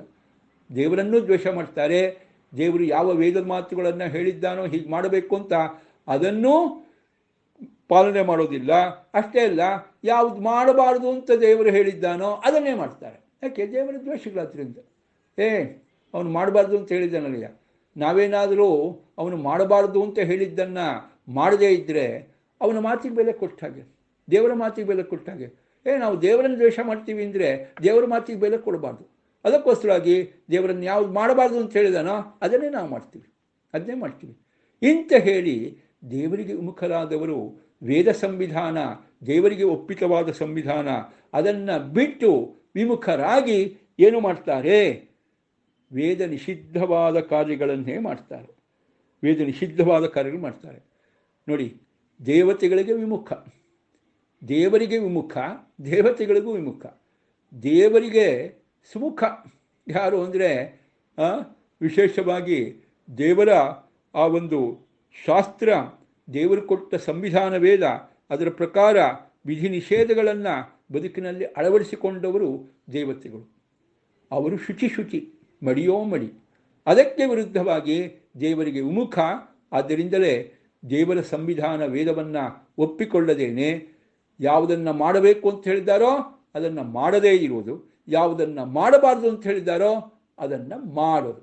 ಆ ರೀತಿ ಮಾಡ್ತಾರೆ ದೇವರಿಗೆ ವಿಮುಖರಾದ ದೈತ್ಯರು, ಅಸುರರು ಮೊದಲಾದವರು. ಆದ್ದರಿಂದ ಅವರು ಅಶುಚಿನೇ. ಇಷ್ಟೇ ವಿಚಾರ. ವೇದ ಏನು ಹೇಳುತ್ತೋ ಅದನ್ನು ಮಾಡ್ತಾ ಇದ್ದರೆ ಅವರು ಶುಚಿ, ಮಡಿ. ವೇದ ಏನು ಮಾಡಬಾರ್ದು ಅಂತ ಹೇಳಿದ್ದಾರೋ ಅದನ್ನು ಮಾಡದೇ ಇದ್ರೂ ಇದೆ, ಮಾಡಿದ್ರೂ ಇದೆ. ಏನು ಮಾಡದೇ ಇದ್ದರೆ? ಕರ್ತವ್ಯ ಕರ್ಮವನ್ನು ಮಾಡದೇ ಇದ್ದರೆ ಆಗಲೂ ಅಶುಚಿ. ವೇದ ಹೇಳಿದ ಕರ್ತವ್ಯ ಕರ್ಮವನ್ನು ಮಾಡದೇ ಇದ್ದರೂ ಅಶುಚಿ. ನಿಷಿದ್ಧ ಕರ್ಮವನ್ನು ಮಾಡಿದ್ರೆ ಇನ್ನೂ ಜಾಸ್ತಿ ಅಶುಚಿ. ಆಯಿತಾ? ವೇದ ಹೇಳಿದ ಕರ್ತವ್ಯ ಕರ್ಮವನ್ನು ಸಂಧ್ಯಾ, ದೇವರ ಪೂಜೆ, ದೇವರ ಚಿಂತನೆ ಇದೆಲ್ಲ ಮಾಡದೇ ಇದ್ದರೆ ಸಾಕು, ಆಗಲೇ ಮೈಲಿಗೆ ಬಂದುಬಿಡುತ್ತೆ. ಇನ್ನು ನಿಷಿದ್ಧ ಕರ್ಮಗಳನ್ನು ಮಾಡಿದ್ರಂತೂ ಇನ್ನೂ ಜಾಸ್ತಿ ಮೈಲಿಗೆ. ಈ ದೈತ್ಯರು, ಅಸುರರು ಆ ರೀತಿ ಮೈಲಿಗೆಯೋ ಮೈಲಿಗೆ, ಅಶುಚಿಯೋ ಅಶುಚಿ. ಯಾಕೆಂದರೆ ವೇದವಿಹಿತ ಕರ್ಮಗಳನ್ನು ಮಾಡೋದೇ ಇಲ್ಲ, ನಿಷಿದ್ಧ ಕರ್ಮಗಳನ್ನು ಮಾಡ್ತಾರೆ, ಹೆಚ್ಚೆಚ್ಚು ಮಾಡ್ತಾರೆ. ಹೀಗಾಗಿ ಅವರು ಏನಾಗಿದ್ದಾರೆ? ಅಶುಚಿಯೋ ಅಶುಚಿ. ಅವರು ತಾವು ಮಾತ್ರ ಕೆಡೋದಲ್ಲ, ತಮ್ಮ ಸಂಪರ್ಕಕ್ಕೆ ಯಾರು ಬರ್ತಾರೋ ಅವರನ್ನು ಕೆಡಿಸ್ತಾರೆ. ದೇವತೆಗಳು ತಾವು ಮಡಿಯಾಗಿದ್ದು ತಮ್ಮ ಸಂಪರ್ಕಕ್ಕೆ ಬರುವವರನ್ನೂ ಮಡಿಯನ್ನಾಗಿ ಮಾಡ್ತಾರೆ. ದೈತ್ಯರು ತಾವು ಅಶುಚಿಗಳಾಗಿದ್ದು ತಮ್ಮ ಸಂಪರ್ಕಕ್ಕೆ ಬರುವವರನ್ನೂ ಹೆಚ್ಚೆಚ್ಚು ಅಶುಚಿಗಳನ್ನಾಗಿ ಮಾಡ್ತಾರೆ, ಮೈಲಿಗೆಯನ್ನಾಗಿ ಮಾಡ್ತಾರೆ. ಗಂಗೇಚ ಯಮುನೇಚೈವ ಗೋದಾವರಿ ಸರಸ್ವತಿ ನರ್ಮದೇ ಸಿಂಧು ಕಾವೇರಿ ಜಲೇಸ್ಮಿನ್ ಸನ್ನಿಧಿಂ ಕುರು ಅಂತ ಹೇಳಿ ಗಂಗಾದೇವಿಯನ್ನು ಬೇರೆ ನದಿ ದೇವತೆಗಳನ್ನು ಪ್ರಾರ್ಥನೆ ಮಾಡಿಕೊಂಡ್ರೆ ಶುಚಿಯಾಗತ್ತೆ ಅಂತ ಶಾಸ್ತ್ರ. ನೋಡಿ ನೋಡಿ, ದೇವತೆಗಳು ಹಾಗೆಲ್ಲ ಅವರು ಶುಚಿಯಾಗಿರೋರು, ಭಗವಂತನ ಚಿಂತನೆ ಮಾಡಿಕೊಂಡು ಶುಚಿಯಾಗಿರೋರು. ಅವರನ್ನು ನಾವು ಚಿಂತನೆ ಮಾಡಿದ್ರೆ, ನಾಮಸ್ಮರಣೆ ಮಾಡಿದ್ರೆ ನಾವು ಮಡಿಯಾಗ್ತೀವಿ. ಅದೇ ಕಲಿಯ ಚಿಂತನೆ ಮಾಡಿದರೆ ಚಿಂತನೆ ಬಂದ ಕೂಡಲೇ ಮೈಲಿಗೆ ಅಂತ ಅರ್ಥ. ವೇದ ನಿಷಿದ್ಧವಾದ ಕರ್ಮವನ್ನೇ ಮಾಡುವ ಕಲಿ ಅಂಡ್ ಕಂಪನಿ ಇದ್ದಾರಲ್ಲ ದೈತ್ಯರೋಸರು, ಅವರು ಮನಸ್ಸಿಗೆ ಬಂದರೆ ಸಾಕು ಮೈಲಿಗೆ ಆಗ್ಬಿಡುತ್ತೆ. ಅವರು ಮನಸ್ಸಿಗೆ ಬಂದರೆ ಸಾಕು ಮೈಲಿಗೆ ಆಗ್ಬಿಡುತ್ತೆ. ಯಾವಾಗ ಮನಸ್ಸಿಗೆ ಬರ್ತಾರೆ? ಕೆಟ್ಟ ವಿಚಾರಗಳು ಮನಸ್ಸಿಗೆ ಬಂತು ಅಂದರೆ ಅಸುರರು ಬಂದರು ಅಂತ ಅರ್ಥ. ಕೆಟ್ಟ ವಿಚಾರಗಳು ಮನಸ್ಸಿಗೆ ಬಂತು ಅಂದರೆ ಅಸುರು ಬಂದುಬಿಟ್ರು, ದೈತ್ಯರು ಬಂದರು ಅಂತಲೇ ಅರ್ಥ ಅಲ್ವಾ? ದೈತ್ಯೇಶ್ವ ಸಂಗಂ ವಿಷಯಾತ್ಮಕೇಶು ಅಂತ ನೋಡಿ, ಭೋಗ ಪದಾರ್ಥಗಳ ಚಿಂತನೆ ಹೆಚ್ಚೆಚ್ಚು ಬಂದರೆ ಅದೆಲ್ಲ ದೈತ್ಯರು ಅಂತಾರೆ ಪ್ರಹ್ಲಾದರಾಜರು. ಭಾಗವತದಲ್ಲಿ ಸಪ್ತಮ ಸ್ಕಂದದಲ್ಲಿ ಬರ್ತಕ್ಕಂಥದ್ದು ದೈತ್ಯೇಶು ಅಸಂಗಂ ವಿಷಯಾತ್ಮಕೇಶು, ಭೋಗ ಪದಾರ್ಥಗಳಿದೆಯಲ್ಲ ಅದೇ ದೈತ್ಯರು ಅಂತಾರೆ. ಅದೇ ದೈತ್ಯರಪ್ಪ, ಅವರ ಸಂಘ ಮಾಡದೇ ಇರು. ಆ ಸಂಘ ಮಾಡಿಬಿಟ್ರೆ ನಾವು ಮೈಲಿಗೆ ಆಗ್ತೀವಿ ಅಂತ, ಮೈಲಿಗೆ ಆಗ್ತೀವಿ. ನೋಡಿ ಹೀಗೆ ಇಂಥ ದೈತ್ಯರು ಇದ್ದಾರೆ. ನಮ್ಮ ಎಲ್ಲ ಇಂದ್ರಿಯಗಳೊಳಗೆ ತತ್ವಾಭಿಮಾನಿ ದೇವತೆಗಳು ಬಂದು ಕೂಡೋ ಹಾಗೆ ಇವರೂ ಬಂದು ಕೂತ್ಕೊಂಡ್ಬಿಟ್ಟು ಕೆಟ್ಟ ದಾರಿಗೆ ಇಂದ್ರಿಯಗಳನ್ನು ಕರ್ಕೊಂಡು ಹೋಗ್ತಕ್ಕಂಥವರಿದ್ದಾರೆ. ತಾವು ಕೆಟ್ಟು ಇಂದ್ರಿಯಗಳಲ್ಲಿ ಕೂತು ಆ ಇಂದ್ರಿಯಗಳ ನಮ್ಮನ್ನೂ ಕೆಡಿಸ್ತಕ್ಕಂಥ ಮಂದಿ ಅವರು. ತತ್ವದೇವತೆಗಳು ಒಳ್ಳೆಯ ದಾರಿಗೆ ಕರ್ಕೊಂಡು ಹೋಗೋ ಹಾಗೆ ಇವರೆಲ್ಲ ಕೆಟ್ಟ ದಾರಿಗೆ ಕರ್ಕೊಂಡು ಹೋಗೋರು. ಒಬ್ಬರು ಮಡಿಯೋ ಮಡಿ, ಇನ್ನೊಬ್ಬರು ಮೈಲಿಗೆಯೋ ಮೈಲಿಗೆ. ಒಬ್ಬರು ತಾವು ಮಡಿಯಾಗಿದ್ದು ನಮ್ಮನ್ನೂ ಮಡಿ ಮಾಡ್ತಾರೆ, ಇನ್ನೊಬ್ಬರು ತಾವು ಮೈಲಿಗೆ ಆಗಿದ್ದು ಅವರ ಸಂಪರ್ಕದಿಂದ ನಮ್ಮನ್ನೂ ಮೈಲಿಗೆ ಮಾಡ್ತಾರೆ. ಆದ್ದರಿಂದ ಸಂಧ್ಯಾಹೀನ ಅಶುಚಿ, ಯಾರು ಕರ್ತವ್ಯ ಕರ್ಮ ಸಂಧ್ಯಾವನ್ನೇ ಮಾಡಲಿಲ್ಲ ಅವನೇ ಅಶುಚಿ ಅಂತ ಹೇಳುತ್ತೆ ಶಾಸ್ತ್ರ. ವಿಹಿತ ಕರ್ಮ ಮಾಡದೇ ಇದ್ದಾಗಲೂ ನಾವು ಅಶುಚಿಯಾಗ್ತೇವೆ. ನಿಷಿದ್ಧ ಕರ್ಮಗಳನ್ನು ಮಾಡಿದರೆ ಇನ್ನೂ ಜಾಸ್ತಿ ಅಶುಚಿಯಾಗ್ತೇವೆ. ಆದರೆ ಸಜ್ಜನರ ಸಂಪರ್ಕ, ಒಳ್ಳೆಯವರ ಸಂಪರ್ಕ ಆದಾಗ ಆಯಿತಾ, ಅವರು ನಮ್ಮನ್ನು ಶುಚಿಯನ್ನಾಗಿ ಮಾಡ್ತಾರೆ. ಶುಚಿಯಾದ ಕರ್ತವ್ಯ ಕರ್ಮವನ್ನು ಮಾಡೋ ಹಾಗೆ ಮಾಡ್ತಾರೆ, ನಿಷಿದ್ಧ ಕರ್ಮವನ್ನು ಮಾಡದೇ ಇದ್ದ ಹಾಗೆ ಮಾಡ್ತಾರೆ. ಕೆಟ್ಟವರ ಸಂಪರ್ಕ, ಕೆಟ್ಟ ವ್ಯಕ್ತಿಗಳ ಸಂಪರ್ಕ, ಆಸುರಿ ಶಕ್ತಿಗಳ ಸಂಪರ್ಕ ಅಂತ ಹೇಳಿದ್ರೆ ಅದು ಕರ್ತವ್ಯ ಕರ್ಮವನ್ನು ಬಿಡೋ ಹಾಗೆ, ನಿಷಿದ್ಧ ಕರ್ಮವನ್ನು ಮಾಡೋ ಹಾಗೆ ಮಾಡಿ ನಾವೂ ಕೆಟ್ಟ ಮೈಲಿಗೆ ಆಗೋ ಹಾಗೆ ಮಾಡಿಬಿಡ್ತಾರೆ. ಇದು ತ್ವಯಿ ದೃಢ ಸೌಹೃದಾ ಪುನಂತಿ ನತುತೇ ವಿಮುಖಾಹ. ನಿನ್ನಲ್ಲಿ ವಿಶೇಷವಾದ ಭಕ್ತಿಭಾವವುಳ್ಳವರು ಕರ್ತವ್ಯ ಕರ್ಮವನ್ನು ಮಾಡ್ತಾ ನಿಷಿದ್ಧ ಕರ್ಮವನ್ನು ಮಾಡದೇ ಇರುವ ದೇವತೆಗಳು ತಾವು ಆ ರೀತಿ ಪರಿಶುದ್ಧರಾಗಿ ಮಡಿಮಡಿಯಾಗಿ ಅವರ ಸಂಪರ್ಕಕ್ಕೆ ಬರುವ ಭಗವಂತನ ಭಕ್ತರನ್ನೂ ಕೂಡ ಕರ್ತವ್ಯ ಕರ್ಮವನ್ನೇ ಎಂದು ಮಾಡುವಂತೆ, ಕರ್ತವ್ಯ ಕರ್ಮದಿಂದ ವಿಮುಖರಾಗದಂತೆ, ನಿಷಿದ್ಧ ಕರ್ಮಗಳನ್ನು ಮಾಡದಂತೆ ಮಾಡಿ ಅವರನ್ನೂ ಮಡಿಯನ್ನಾಗಿಸ್ತಾರೆ. ಆದರೆ ದೈತ್ಯರು, ನಿನ್ನ ದ್ವೇಷಿಗಳು, ನಿನಗೆ ಒಪ್ಪಿತವಾದ ವೇದ ಸಂವಿಧಾನವನ್ನು ವಿರೋಧಿಸಿ ಅಲ್ಲಿ ಬರುವ ಕರ್ತವ್ಯ ಕರ್ಮಗಳನ್ನು ತಾವು ಮಾಡದೆ ಅಲ್ಲಿ ಬರುವ ನಿಷಿದ್ಧ ಅಲ್ಲಿ ಯಾವುದನ್ನು ನಿಷಿದ್ಧ ಅಂತ ಹೇಳಿದ್ದಾರೋ ಅದನ್ನು ಮಾಡ್ತಾ ತಾವು ಕೆಟ್ಟು ಜಗತಕ್ಷಯಕಾರಿಣಃ ತಮ್ಮ ಸಂಪರ್ಕಕ್ಕೆ ಬರುವವರನ್ನೂ ಕೂಡ ಮನಸ್ಸು ಕೆಡಿಸಿ ಕರ್ತವ್ಯ ಕರ್ಮ ಮಾಡದಂತೆ ನಿಷಿದ್ಧ ಕರ್ಮವನ್ನು ಮಾಡುವಂತೆ ಪ್ರೇರೇಪಣೆ ಕೊಟ್ಟು ಏನು ಮಾಡ್ತಾರೆ, ತಾವು ಮೈಲಿಗೆಯಾಗಿ ಅವರ ಸಂಪರ್ಕಕ್ಕೆ ಬರುವವರನ್ನೂ ಮೈಲಿಗೆ ಮಾಡಿಬಿಡ್ತಾರೆ. ದೇವರೇ ಒಳ್ಳೆಯವರ ಸಂಪರ್ಕ ಬರೋ ಹಾಗೆ ಮಾಡಪ್ಪ. ತ್ವಮೇಕಃ ಸ್ವರಾಟ್ ಅಖಿಲಕಾರಕ ಶಕ್ತಿಧರ. ಸ್ವಾರಸ್ಯ ಅಂದರೆ ಅದು ದೇವತೆಗಳಾಗ್ಬೋದು, ದೈತ್ಯರಾಗ್ಬೋದು, ಮೇಲ್ಗಡೆ ಇರ್ತಕ್ಕಂಥವ್ರು. ಆದರೆ ಅವರೆಲ್ಲರಿಗೂ ಏನೇ ಕೆಲಸ ಮಾಡಬೇಕಾದರೂ ಶಕ್ತಿ ಕೊಡೋನು ಯಾರು? ದೇವರೇ ಅಂತ. ಏನೇ ಕೆಲಸ ಮಾಡಬೇಕಾದ್ರೂ ಶಕ್ತಿ ಕೊಡೋನು ದೇವರೇ. ತ್ವಮೇಕಃ, ನೀನೊಬ್ಬನೇ, ಸ್ವರಾಟ್, ಸ್ವತಂತ್ರನಾಗಿ ಅಂತರ್ಯಾಮಿಯಾಗಿದ್ದು, ಅಖಿಲ ಕಾರಕ ಶಕ್ತಿಧರ, ಎಲ್ಲ ಕರ್ಮಶಕ್ತಿಗಳನ್ನು ನಿಯಂತ್ರಿಸುವವನು. ಇದು ಬಹಳ ಸ್ವಾರಸ್ಯ. ಏನಂದರೆ ದೇವರೇ ಎಲ್ಲ ಮಾಡಿಸೋದು. ಈಗ ಆಶ್ರಯ ಶಕ್ತಿಗಳಿಗೆ, ದೈತ್ಯರಿಗೆ ವೇದವಿಹಿತವಾದ ಕರ್ತವ್ಯ ಕರ್ಮಗಳನ್ನು ಮಾಡದೇ ಇರಲಿಕ್ಕೆ ಸ್ವಾತಂತ್ರ್ಯ ಇದೆಯಾ? ಅಥವಾ ವೇದ ನಿಷಿದ್ಧವಾದ ಯಾವುದು ಕರ್ಮಗಳಿದೆ, ವೇದ ನಿಷಿದ್ಧವಾದ ಕರ್ಮಗಳು. ಅದನ್ನು ಮಾಡೋದಕ್ಕೆ ಏನಾದರೂ ಸ್ವಾತಂತ್ರ್ಯ ಇದೆಯಾ?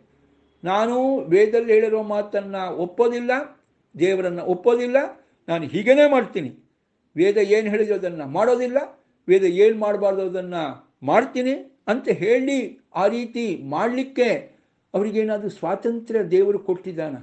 ಇಲ್ಲ. ಸ್ವಾತಂತ್ರ್ಯ ಯಾರಿಗೂ ಯಾವ ವಿಚಾರದಲ್ಲೂ ದೇವರು ಕೊಟ್ಟಿಲ್ಲ. ಸ್ವಾತಂತ್ರ್ಯ ದೇವರಿಗೇನೆ ಮೀಸಲು. ಸ್ವತಂತ್ರೋ ಭಗವಾನ್ ವಿಷ್ಣು, ಅವನೊಬ್ಬನೇ, ಇನ್ಯಾರಿಗೂ ಇಲ್ಲ. ಆದರೆ ಹಾಗಾದರೆ ಅವರು ಹೇಗೆ ಮಾಡ್ತಾರೆ? ಹಾಗೆ ಅಂದರೆ ದೇವರೇ ಅವರಿಗೂ ಪ್ರೇರಣೆ ಕೊಡೋನು. ಕೆಟ್ಟ ಕೆಲಸನೇ ಮಾಡೋ ಹಾಗೆ, ಒಳ್ಳೆ ಕೆಲಸ ಮಾಡದೇ ಇರೋ ಹಾಗೆ ಪ್ರೇರಣೆ ಕೊಡೋನು ದೇವರೇ. ಯಾರಿಗೆ? ಆ ಸ್ತ್ರೀ ಶಕ್ತಿಗಳಿಗೂ. ಮತ್ತು ತಮ್ಮ ಸಂಪರ್ಕಕ್ಕೆ ಬರೋರಿಗೂ ಕೆಟ್ಟದಾಗಿ ಪ್ರೇರಣೆ ಮಾಡೋ ಹಾಗೆ ಅವರಿಗೆ ಪ್ರೇರಕನಾದವನು ದೇವರೇ. ಹಾಗಾದರೆ ಏನಿದು ಕಥೆ? ಒಳ್ಳೆಯವರಿಗೆ ಏನು ಮಾಡ್ತಾನೆ? ಸಜ್ಜನರಿಗೆ, ಅದೇ ರೀತಿಯಾಗಿ ದೇವತಾ ಶಕ್ತಿಗಳಿಗೆ ಒಳ್ಳೆ ಕೆಲಸ ಮಾಡೋ ಹಾಗೇ ಮಾಡ್ತಾನೆ, ಕೆಟ್ಟ ಕೆಲಸ ಮಾಡದೇ ಇದ್ದಾಗೆ ಮಾಡ್ತಾನೆ. ಹಾಗಾದರೆ ನಾವು ಏನೂ ಮಾಡಿದ್ದಲ್ಲಪ್ಪ, ಎಲ್ಲ ದೇವರೇ ಮಾಡಿಸಿದ್ದು ಅಲ್ವಾ? ಈಗೊಂದು ಪ್ರಶ್ನೆ ಬಂದಿತ್ತು, ಉತ್ತರನೂ ಕೂಡ ಕೊಟ್ಟಿದ್ದಾರೆ ನಮ್ಮ ಇದರಲ್ಲಿ ಗುಂಪಿನಲ್ಲಿ. ಆ ಪ್ರಶ್ನೆ ಉತ್ತರ ಎಲ್ಲ ನಡೆದಿದೆ. ನಂಗೆ ಭಾಳ ಖುಷಿ. ನನಗೆ ಯಾರಾದರೂ ಪ್ರಶ್ನೆ ಮಾಡಿದರೆ ಶಿಷ್ಯರೇ ಉತ್ತರನೂ ಕೊಡ್ತಾರೆ. ಅದರಲ್ಲಿ ಭಾಳ ಖುಷಿ, ಸಂತೋಷ. ಅದೇ ಒಬ್ಬರು ಗುರುಗಳಾದವರು ಅಪೇಕ್ಷೆ ಪಡೋ ವಿಚಾರ. ಇಷ್ಟೇ ವಿಚಾರ. ದೇವರೇ ಎಲ್ಲರಿಗೂ ಪ್ರೇರಕನಾಗಿದ್ದುಕೊಂಡು ಎಲ್ಲ ಕೆಲಸ ಕಾರ್ಯಗಳನ್ನು ಮಾಡಿಸೋದು, ಕೆಟ್ಟವರಿಂದ ಕೆಟ್ಟ ಕೆಲಸ ಮಾಡಿಸೋದು, ಒಳ್ಳೆಯವರಿಂದ ಒಳ್ಳೆ ಕೆಲಸ ಮಾಡಿಸೋದು ದೇವರೇ. ಆದರೂ ಕೂಡ ಫಲ ಯಾರಿಗೆ? ನಮಗೆ. ಅದು ಯಾಕೆ? ಆ ಸ್ತ್ರೀ ಶಕ್ತಿಗಳಿಗೆ ಕೆಟ್ಟ ಕೆಲಸ ಮಾಡಲಿಕ್ಕೆ ಪ್ರೇರಣೆ ಕೊಟ್ಟ ಮೇಲೆ ದೇವರಿಗೆ ಆ ಒಂದು ಫಲ ಇದೆಯಾ? ಇಲ್ಲ. ಅಥವಾ ನಾವೇ ಏನಾದರೂ ಕೆಟ್ಟ ಕೆಲಸ ಮಾಡಿದ್ವಿ ಅಂದರೆ ದೇವರ ಪ್ರೇರಣೆಯಿಂದಲೇ ಮುಖ್ಯ. ದೇವರ ಪ್ರೇರಣೆಯಿಂದ ಆ ಸ್ತ್ರೀ ಶಕ್ತಿಗಳ ಪ್ರೇರಣೆ, ಆ ಸ್ತ್ರೀ ಶಕ್ತಿಗಳಿಂದ ನಮಗೆ ಪ್ರೇರಣೆ. ಒಟ್ಟಿನಲ್ಲಿ ಕೆಟ್ಟ ಕೆಲಸ ಮಾಡಲಿಕ್ಕೆ ಮುಖ್ಯವಾಗಿ ಪ್ರೇರಣೆಯಲ್ಲಿಂದ ಮೊದಲು ದೇವರು, ಆಮೇಲೆ ಪ್ರಾಣದೇವರು, ಪ್ರಾಣದೇವರಿಂದ ಆ ಸ್ತ್ರೀ ಶಕ್ತಿಗಳು, ಆ ಸ್ತ್ರೀ ಶಕ್ತಿಗಳಿಂದ ನಮಗೆ ಪ್ರೇರಣೆ. ಒಟ್ಟಿನಲ್ಲಿ ದೇವರು ಪ್ರಾಣದೇವರು ಪ್ರೇರಣೆ ಕೊಡದೆ ಯಾರಿಗೂ ತಾಕತ್ತು ಬರಲ್ಲ, ಏನೂ ಮಾಡಲಿಕ್ಕಾಗಲ್ಲ. ಸೊ ಕೆಟ್ಟ ಕೆಲಸಕ್ಕೂ ನಮಗೆ ಶಕ್ತಿ ಮೇಲಿಂದ ಬರಬೇಕು, ಕೆಟ್ಟ ಕೆಲಸಕ್ಕೂ ಪ್ರೇರಣೆ ಮೇಲಿಂದಲೇ ಬರಬೇಕು, ದೇವರಿಂದ ಬರಲೇಬೇಕು. ಆದರೂ ಫಲ ಮಾತ್ರ ನಮಗೆ. ದುಃಖಾದಿಗಳನ್ನು ಅನುಭವಿಸೋದು ನಾವು, ನಮ್ಮ ಮೇಲೆ ಆ ಸ್ತ್ರೀ ಶಕ್ತಿಗಳು. ಪ್ರಾಣದೇವರಿಗೂ ಇಲ್ಲ, ದೇವರಿಗೂ ಇಲ್ಲ. ಯಾಕೆ ಅಂತ? ದೇವರಿಗೆ ಎಲ್ಲದಕ್ಕೂ ಪ್ರೇರಣೆ ಮಾಡಿದರೂ ಯಾವುದೇ ಒಂದು ಏನಿಲ್ಲ, ಈ ಫಲ ಇಲ್ಲವೇ ಇಲ್ಲ. ಯಾಕೆ? ಕರ್ಮದ ಫಲ ದೇವರಿಗಿಲ್ಲ. ಯಾಕೆ? ನಿತ್ಯ ಮುಕ್ತ. ದೇವರು ನಿತ್ಯ ಮುಕ್ತನಾದ್ದರಿಂದ ಯಾವುದೇ ಕರ್ಮದ ಫಲ ಇಲ್ಲ. ಆಯಿತಾ? ನಿತ್ಯ ಮುಕ್ತನಾದವನಿಗೆ ಇಲ್ಲವೇ ಇಲ್ಲ.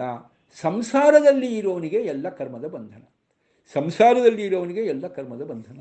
ದೇವರಿಗೆ ಇಲ್ಲವೇ ಇಲ್ಲ, ನಿತ್ಯ ಮುಕ್ತನಾದ್ದರಿಂದ. ಪ್ರಾಣದೇವರಿಗೆ ಯಾಕಿಲ್ಲ ಅಂತ? ಪ್ರಾಣದೇವರು ಏನೇ ಕರ್ಮವನ್ನು ಮಾಡಿದರೂ ಕೂಡ ಭಗವಂತನ ಆರಾಧನಾ ರೂಪವಾಗಿ ಮಾಡಿ ಸಮರ್ಪಣೆ ಮಾಡ್ತಾರೆ. ಅದರಿಂದ ಅವರಿಗೆ ಕೆಟ್ಟ ವ್ಯಕ್ತಿಗಳಿಗೆ ಕೆಟ್ಟ ಪ್ರೇರಣೆ ಕೊಡಬೇಕು ಅಂತಲೇ ಭಗವಂತನ ಶಾಸನ. ಕೆಟ್ಟ ವ್ಯಕ್ತಿಗಳಿಗೆ ಕೆಟ್ಟ ಪ್ರೇರಣೆ ಕೊಡಬೇಕು ಅಂತಲೇ ಭಗವಂತನ ಶಾಸನ. ಆ ಭಗವಂತನ ಶಾಸನವನ್ನು ಅನುಸರಣೆ ಮಾಡೋದರಿಂದ ಅವರಿಗೂ ಕೂಡ ಭಗವಂತನ ಆರಾಧನೆ. ಕೆಟ್ಟ ವ್ಯಕ್ತಿಗಳಿಂದ ಕೆಟ್ಟ ಕೆಲಸವನ್ನು ಮಾಡಿ ಭಗವಂತನಿಗೆ ಸಮರ್ಪಣೆ ಮಾಡಿಬಿಡ್ತಾರೆ ಅವರು. ಹಿಂದೆ ಬಂದಿದ್ದು ಈಗಾಗಲೇ ಅದು ವಿಚಾರ. ಅದರಿಂದಾಗಿ ಅದು ಭಗವಂತನ ಪೂಜೆನೇ ಅವರಿಗೆ. ಅದರಿಂದಾಗಿ ಅವರಿಗೂ ಕೂಡ ಲೇಪವಿಲ್ಲ. ಆದರೆ ಆ ಸ್ತ್ರೀ ಶಕ್ತಿಗಳಿಗೆ ಯಾಕೆ ಲೇಪ? ಅವರಿಂದ ಪ್ರೇರಿತನಾದ ನಮಗಾದರೂ ಯಾಕೆ ಲೇಪ ಅಂದರೆ, ನಾವು ಆ ರೀತಿ ಕೆಟ್ಟ ಕೆಲಸ ಮಾಡೋ ಸಂದರ್ಭದಲ್ಲಿ, ವಿಶೇಷವಾಗಿ ಆ ಸ್ತ್ರೀ ಶಕ್ತಿಗಳು ಕೆಟ್ಟ ಕೆಲಸ ಮಾಡೋ ಸಂದರ್ಭದಲ್ಲಿ, ನಾನೇ ನನ್ನ ಒಂದು ತಾಕತ್ತಿನಿಂದ ದೇವರ ವಿಚಾರಗಳನ್ನು ಮೀರಿ ನಿಂತಿದ್ದೇನೆ. ಹೀಗೆ ನಾಹಂಕರ್ತ ಹರಿಕರ್ತ ಚಿಂತನೆ ಇಲ್ಲ, ಅಹಂಕರ್ತ ಎನ್ನೋ ಚಿಂತನೆ. ಆ ಸ್ತ್ರೀ ಶಕ್ತಿಗಳಿಗೇನು ಚಿಂತನೆ? ಅಹಂಕರ್ತ, ನಾನೇ ದೇವರನ್ನು ವಿರೋಧಿಸಿ ನನ್ನ ತಾಕತ್ತಿನಿಂದ ನಾನು ಹೀಗೆ ಮಾಡ್ತಾ ಇದ್ದೇನೆ. ದೇವ್ರು ಏನು ಮಾಡ್ತಾನೆ ನೋಡೋಣ, ಮಾಡಲಯ್ಯ. ಅವ್ರು ಹೇಳಿರೋ ಮಾತು ಕೇಳಲ್ಲ. ತುಂಬ ಜನ ಹಾಗೆ ಮಾಡ್ತಾರೆ. ನಾನು ಮಾಡಲ್ಲಯ್ಯ. ಯಾರೇನು ಮಾಡ್ತಾರೆ ಮಾಡಲಿ. ತುಂಬ ಜನ ಹೇಳಲ್ವಾ? ಸಂವಿಧಾನ ಮೀರಿ ನಿಂತವರು ಎಲ್ಲ ಇದ್ದಾರೆ ಜಗತ್ತಿನಲ್ಲಿ. ಅವರೆಲ್ಲ ಏನು ಹೇಳ್ತಾರೆ? ನನಗೆ ಎದುರಾಳಿ ಯಾರು ಪೊಲೀಸ್ ಬರ್ತಾರೆ, ಏನು ಬರ್ತಾರೆ ನೋಡ್ಕೊಳ್ಳೋಣ, ಹೀಗೆ ಮಾಡೋದು ಅಂತ ಹೇಳೋರು ತುಂಬ ಜನ ಇಲ್ವಾ? ನೋಡಿ, ಇಲ್ಲಿರೋರೇ ತುಂಬ ಜನ ಇದ್ದಾರೆ. ಎಲ್ಲ ಹಸುರನ ವಂಶಕ್ಕೆ ಬಂದವರು. ಅವ್ರಿಗೆ ಮೂಲ ಹಸುರು ದೈತ್ಯರು ಹೇಗಿರಬೇಕು ಲೆಕ್ಕ ಹಾಕ್ಕೊಳ್ಳಿ. ಅವರೆಲ್ಲ ಒಂದು ರೀತಿ ಮಹಾಶಕ್ತಿ ಸಾಮರ್ಥ್ಯ ಸಂಪನ್ನರೇ. ಅವರು ಹಾಗೆ ಚಿಂತೆ ಮಾಡ್ತಾರೆ. ಅಹಂಕರ್ತ ಅಲ್ವಾ? ಹಾಗೆ ನಾನೇ ದೇವರು ಅಂತ ಚಿಂತೆ ಮಾಡಿರ್ತಕ್ಕಂಥ ಹಿರಣ್ಯಕಶಿಪು ಇಲ್ವಾ? ಅವನ ವಂಶಸ್ಥರಿದ್ದಾರೆ ಎಲ್ಲ. ಅಹಂಕರ್ತ ಅಂತ ಚಿಂತೆ ಮಾಡ್ತಾರೆ, ನಾನೇ ಎಲ್ಲ ಮಾಡೋದು, ನಾನೇ ಸರ್ವತಂತ್ರ ಸ್ವತಂತ್ರ ಚಿಂತೆ ಮಾಡ್ತಾನೆ. ಅದಕ್ಕೆ ಅವರಿಗೆ ಕಟ್ಟುಪಾಡು ಅದೆಲ್ಲ ಕಟ್ಟಾಕತ್ತೆ ದೇವರು. ಹಾಗೆ ದೇವರವ್ರನ್ನ ಕಟ್ಟಾಕ್ತಾನೆ. ಕಟ್ಟಾಕಿ ಅವರನ್ನು ಏನು ಮಾಡ್ತಾನೆ, ಕೆಟ್ಟ ಫಲವೇ ಅವರಿಗೆ ಬರೋ ಹಾಗೆ ಮಾಡ್ತಾನೆ. ಮೂಲಭೂತವಾಗಿ ದೇವರು ಇದೆಲ್ಲ ಮಾಡಿಸೋದಕ್ಕೆ ಒಂದು ಚಿಂತೆ ಇಟ್ಕೋಬೇಕು ನಾವು, ಏನದು? ಸ್ವರೂಪ ಯೋಗ್ಯತೆ. ಆ ಜೀವಸ್ವರೂಪದಲ್ಲಿ ಯಾವ ಯೋಗ್ಯತೆ ಇದೆಯೋ ಅದಕ್ಕೆ ಅನುಗುಣವಾಗಿಯೇ ಮುಂದೆ ಕರ್ಮ ಪ್ರಾರಂಭ ಆಗೋದು. ಕರ್ಮ ಪ್ರಾರಂಭ ಆಗೋದು ಅಂದ್ರೇನು? ಅನಾದಿಯಾದ ಕರ್ಮ. ಅನಾದಿಯಾದ ಕರ್ಮ ಜೀವಸ್ವರೂಪಕ್ಕೆ ಸಂಬಂಧಪಟ್ಟಂತೆ ಅನಾದಿಯಾಗಿ, ಅಂದರೆ ಈ ಒಂದು ಜಗತ್ತಿಗೆ ಸೃಷ್ಟಿಗೆ ಬಂದು ಏನೇನು ಮಾಡಬೇಕು ಅಂತ ಹೇಳಿ ಆ ಜೀವಸ್ವರೂಪ ಯೋಗ್ಯತೆಗೆ ಸರಿಯಾದ ರೀತಿಯಲ್ಲಿ ಆ ಕರ್ಮ ಇರುತ್ತೆ. ಅದು ನೆನ್ಪಿಟ್ಕೊಳ್ಬೇಕು. ಅನಾದಿ ಅಂದರೂ ಅದೇ ಅಭಿಪ್ರಾಯ. ಅಂದರೆ ಅವನು ಈ ಒಂದು ಜಗತ್ತಿಗೆ ಬರಬೇಕು, ಎಷ್ಟು ಜನ್ಮ ಎತ್ತಬೇಕು, ಎಷ್ಟು ಜನ್ಮದಲ್ಲಿ ಯಾರ್ಯಾರ ಜೊತೆಗಿರಬೇಕು, ಏನೇನು ಕರ್ಮ ಮಾಡಬೇಕು ಅನ್ನೋದು ಜೀವಸ್ವರೂಪ ಯೋಗ್ಯತೆಗೆ ಸರಿಯಾಗಿಯೇ ಕರ್ಮನೂ ಕೂಡ ಫಿಕ್ಸ್ ಆಗಿರುತ್ತೆ. ಕರ್ಮನೂ ಫಿಕ್ಸ್ ಆಗಿಬಿಟ್ಟಿರುತ್ತೆ. ಅದನ್ನು ದೇವರು ಚೇಂಜ್ ಮಾಡಲ್ಲ. ಎಲ್ಲ ಆ ಸ್ವರೂಪದ ಯೋಗ್ಯತೆಗೆ ಸರಿಯಾಗೇ ಇರುತ್ತೆ ಎಲ್ಲವೂ ಕೂಡ. ಆಯಿತಾ? ಮುಂದೆ ಮುಂದೆ ಹುಟ್ಟಬೇಕಾದ ಕರ್ಮಕ್ಕೂ ಕೂಡ ಪೂರ್ವಭಾವಿಯಾಗಿ ಏನೇನು ಮಾಡಬೇಕು ಅದೆಲ್ಲ ಮೂಲವಾಗಿ ಸ್ವರೂಪ ಯೋಗ್ಯತೆ. ಸ್ವರೂಪ ಯೋಗ್ಯತೆಗೆ ಅನುಗುಣವಾಗಿ ಅದೆಲ್ಲ ಫಿಕ್ಸ್ ಆಗಿಬಿಟ್ಟಿರುತ್ತೆ. ದೇವರು ಹಾಗೇ ಮಾಡಿಸ್ಕೊಂಡು ಹೋಗ್ತಾನೆ. ಪ್ರಾಣದೇವರು ಅದಕ್ಕೆ ಸರಿಯಾಗಿ ಎಲ್ಲ ಮಾಡಿಸ್ಕೊಂಡು ಹೋಗ್ತಾನೆ. ಹೀಗಾಗಿ ದೇವರನ್ನು ನಾವು ದೋಷಾರೋಪಣೆ ಮಾಡೋ ಹಾಗಿಲ್ಲ. ಯಾಕೆ? ಸ್ವರೂಪ ಯೋಗ್ಯತೆಯನ್ನು ದೇವರು ಚೇಂಜ್ ಮಾಡಲ್ಲ.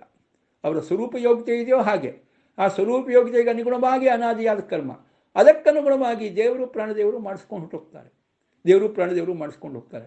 ಅಂದರೆ ದೇವರಿಗೂ ದೋಷಾರೋಪಣೆ ಮಾಡೋ ಹಾಗಿಲ್ಲ. ಯಾಕೆಂದರೆ ಬೇವಿನ ಬೀಜವನ್ನು ಬಿತ್ತಿ ಮಾವಿನ ಹಣ್ಣನ್ನು ಪಡೆಯೋ ಹಾಗಿಲ್ಲ. ಸ್ವರೂಪ ಯೋಗ್ಯತೆ ಬೇವಿನ ಬೀಜನೇ ಇದ್ದರೆ ಬೇವಿಂದೇ ಫಲ, ಸ್ವರೂಪ ಯೋಗ್ಯತೆ ಮಾವಿನ ಬೀಜನೇ ಇದ್ದರೆ ಮಾವಿನ ಫಲ. ಏನು ಮಾಡೋ ಹಾಗಿಲ್ಲ. ಅದು ಯಾರು ವಿಶೇಷವಾಗಿ ಯಾರು ಪಶುಪಾಲಕ ಇದ್ದ ಹಾಗೆ ತೋಟದಲ್ಲಿ ಪಾಲನೆ ಮಾಡ್ತಕ್ಕಂಥವನು, ತೋಟಪಾಲಕ ಏನು ಬೇಕಾದ್ರೆ ಹೆಸರಿಟ್ಕೊಳ್ಳಿ, ಆಯಿತಾ? ಅವನು ಎಲ್ಲ ಬೀಜಗಳನ್ನು ತಂದು ಏನು ಮಾಡ್ತಾನೆ, ಭೂಮಿಯಲ್ಲಿ ಬಿತ್ತಾನೆ, ಬಿತ್ಬಿಟ್ಟು ಮಣ್ಣು ಹಾಕ್ತಾನೆ, ಮೇಲ್ಗಡೆ ಅದು ಮೊಳಕೆ ಹೊಡೆಯುತ್ತೆ, ಮೊಳಕೆ ಹೊಡೆದ ಮೇಲಿಂದ ಪಾತಿ ಕಟ್ತಾನೆ, ನೀರು ಹಾಕ್ತಾನೆ, ಗೊಬ್ಬರ ಹಾಕ್ತಾನೆ, ಎಲ್ಲ ಮಾಡ್ತಾನೆ. ಆದರೆ ಅಲ್ಲಿ ಮಾವಿನ ಒಂದು ಫಲ ಬರಲಿ ಅಂತ ಅಲ್ಲೇನು ಸಕ್ಕರೆ ತಗೊಂಡು ಹೋಗಿ ಏನು ಹಾಕೋದಿಲ್ಲ. ಬೇವಿನ ಫಲ ಕಹಿಯಾಗಲಿ ಅಂತ ಹೇಳಿ ಅಲ್ಲಿ ಪುನಃ ಕಹಿ ಏನು ಗೊಬ್ಬರ ಹಾಕೋದಿಲ್ಲ. ಆದರೂ ಅದೇ ಫಲ ಬರೋದು. ಅವನು ಬೀಜ ಬಿತ್ತೋದಷ್ಟೇ ಕೆಲಸ. ಬೀಜ ಬಿತ್ತಿದ ಮೇಲೆ ಬೀಜ ಸ್ವರೂಪ ಬೀಜದಲ್ಲಿ ಏನಿದೆಯೋ ಅದರ ಪ್ರಕಾರ ಫಲ.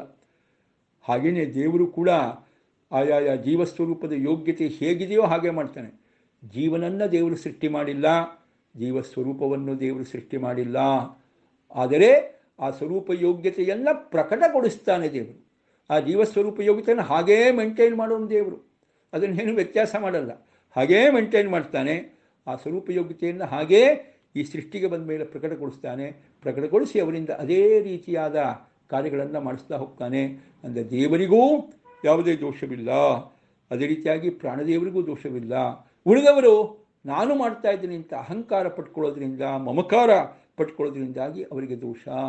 ಅಂದಾಗಿ ದೇವರಿಂದ, ಪ್ರಾಣದೇವರಿಂದ ಪ್ರೇರಿತರಾಗಿ, ಆಶ್ರಯ ಶಕ್ತಿಗಳಿಂದ ಪ್ರೇರಿತರಾಗಿ ನಾವು ಕರ್ಮವನ್ನು ಮಾಡಿದಾಗ ಅಹಂಕರ್ತ ಅಂತ ಚಿಂತನೆ ಎಲ್ಲೆಲ್ಲಿ ಬರುತ್ತೋ ನಮಗೆ ಅಷ್ಟೊಂದು ಅಹಂಕಾರ ಕಡಿಮೆ ಆಶ್ರಯ ಶಕ್ತಿಗಳಿಗಿಂತ. ಅದರಿಂದ ನಮಗೆ ದುಃಖ ಕಡಿಮೆ, ನಮಗಿಂತ ಜಾಸ್ತಿ ದುಃಖ ನಮಗೆ ಪ್ರೇರಣೆ ಕೊಡುವ ಆಶ್ರಯ ಶಕ್ತಿಗಳಿಗೆ.